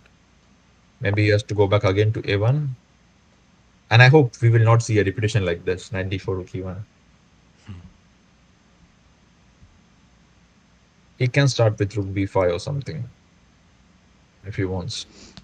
Well, Ronan does usually like to play for a win in endings, so I'm not sure.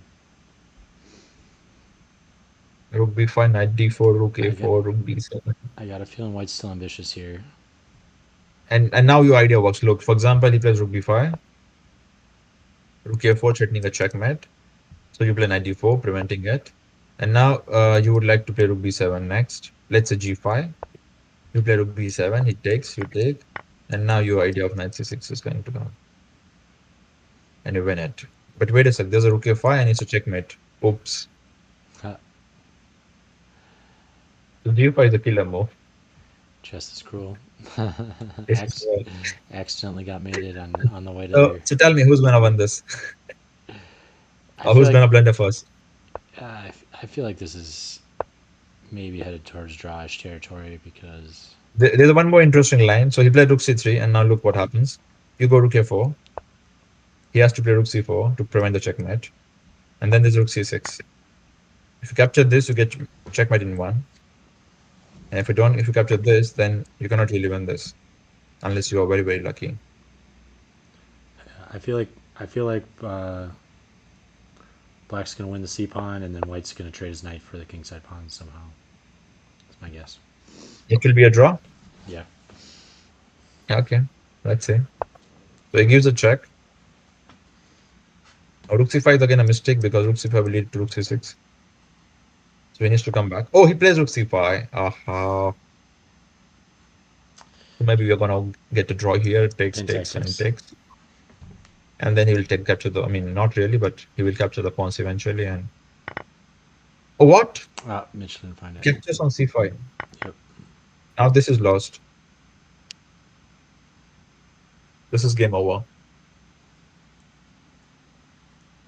I need to sub Thomas Hayden over here. He would have found that tactic quick.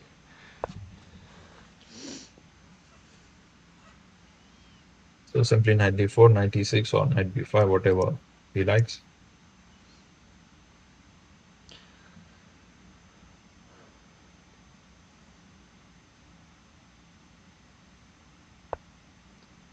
It's hard playing on increment though. You gotta have that Yeah. pattern. You gotta have that pattern already in your head, and then you just see it. So capture on e6, you play c7 and just like this. Meanwhile, the g pawns have started rolling, but I don't think it's leading to anywhere. Even if white wants, he can even capture pawns. But okay, the simplest thing is just play c7 and then activate the rook to get those. One possible trick could be like g3, and now rook d5 doesn't work because you play g2 and rook d8, g1 queen. So you try to play rook c3, but then you can try to play f4. And after knight f4, king d5, king d7, I mean. So now to save this pawn, you need to play knight d5. And now maybe you can have this move. But knight b6 is there. Doesn't work. So G2 and simply, okay, this much there.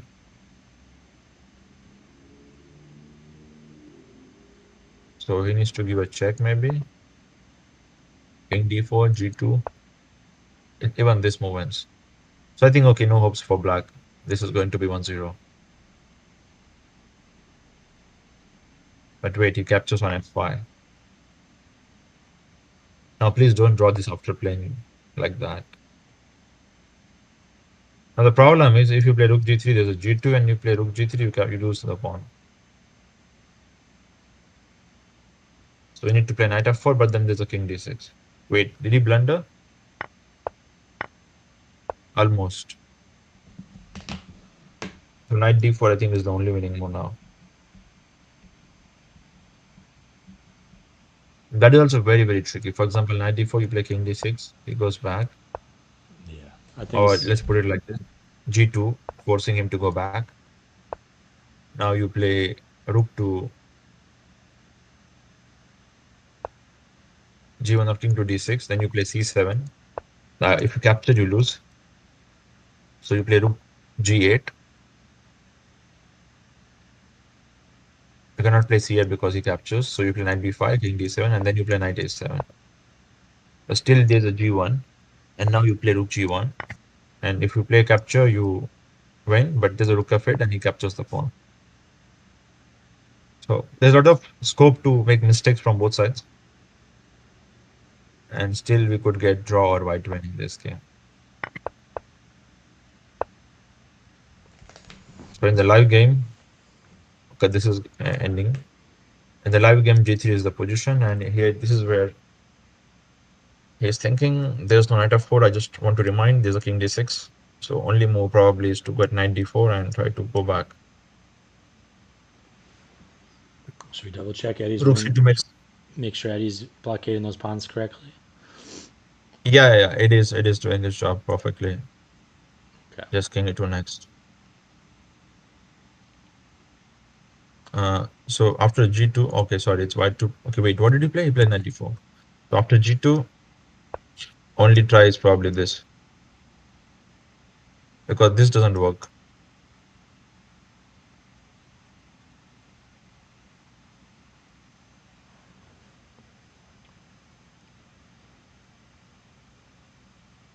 But if you play like this, then simply king comes. So this is heading towards a draw. Rook g1 and now simply rook g8, c7. Okay, we saw already king d6, so let's try king d7. Now the idea is to play g1 queen. So black must defend the pawn. If you defend like this, then he will start pushing. Sorry. Anyway, he will push it. And it's gonna be draw. There's no win.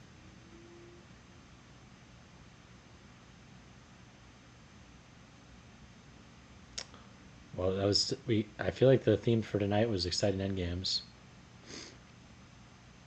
Wait, he did not push the pawn. Come on, guys. He wants the rook to be moved first. But now this allows him to play rook c2, preventing him from playing g2. There's a king d5, maybe works, but there's a rook d2. So king d5, rook d2, g2. Who is winning? No one, probably draw again. Can you mix in rook f8 check after before you play g2? Or just play g2 because king d5, rook d2, just play g2 because you're threatening to make a queen. He needs to move the knight anywhere, let's say. And you capture, and you draw. So you can play king d5 or g2, whatever. Yeah, I don't think it makes any difference, but I was thinking king d5, rook Yeah, d2, and then rook f8 check, and then play g2. But I guess that doesn't really. even yeah, even maybe like this. King g6, g2, and yeah. And I was thinking I And could now sees. skewer the Yeah, rook I a mean you little can bit. just play knight f5 and take the or knight. Okay, but wait, now there's some tricks with Yeah, rook g8 check. yeah. So maybe instead of king g6, maybe king g4, because Yeah, maybe. then they can then if you play g2, they can just take the take the punt Yeah, just make a draw. Yeah. without getting skewered. Yep. So okay, it is gonna win this.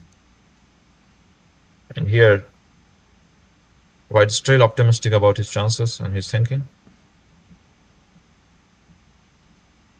Yeah, Ronan definitely plays for wins and endings, which is a lot of the club tries to just chill, shake hands. But also though, hey, we have Eddie. Also, I think likes to play for win and ending all the time. Daniel's won a couple endings. Nathan likes to play for win and endings. So we got a lot of fighters here too. Mhm. But now and then you'll see people shake hands in a kind of fighting ending. Just 14 seconds. Any chances, men and Ronan losing it this one time? Yeah, I don't know. I don't know if I've ever seen Ronan flag. Nathan's prone to flagging now and then. Mhm. So rook d2. If he plays rook f8. Oh no, he played h. Wait. What's happening here? He plays h5 and e7. So now he wants. So Ronan smells some blood here. And now what's the evaluation of this position? So g2, it's probably a draw. But how it's a draw? It does a 96 check and followed by check. I don't know it's a draw anymore. It's getting trickier.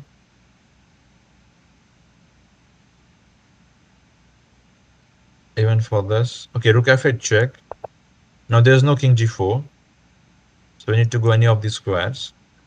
And now there's a g2 possibility. But you can actually take it because now the c8 pawn wins. Mm-hmm.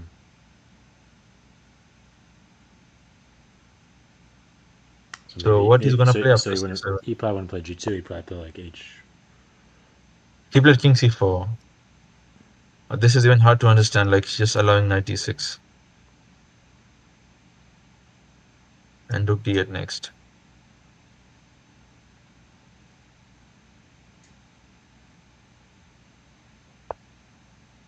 So now h4 probably will be played. I think he wants something like this.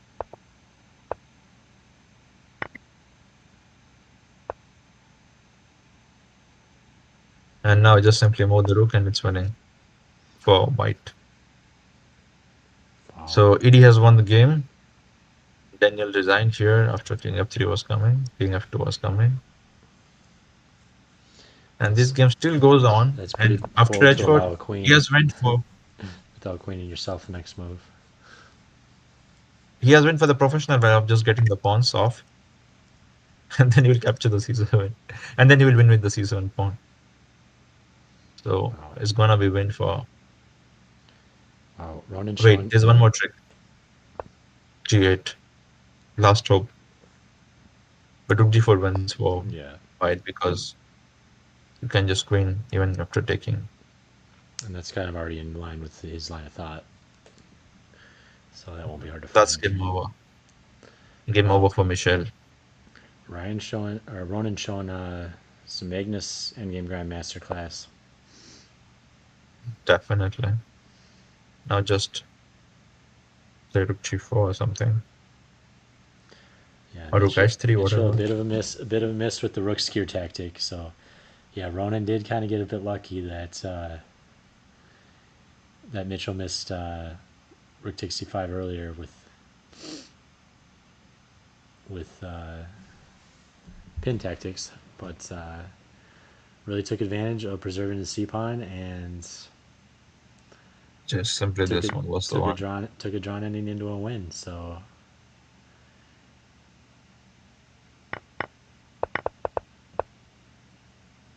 and yeah, this is and Mitchell can't feel too bad. I mean, the endgame technique in our club is not amazing. We all need to study our endings a little more. So Yeah, cool. I think that's the last game of the night. Um, yeah. we're running a little bit over, so I don't think we'll do a recap today. But thank you so much to all the viewers. Thank you so much, Nubair, for all your time and analysis on these games. I know the club members are going to check out the replay and hopefully get a lot of insight out of your analysis. So, yeah, really appreciate it. Yeah, thank you so much, everyone. See Have you. a great time. Yeah. Thanks.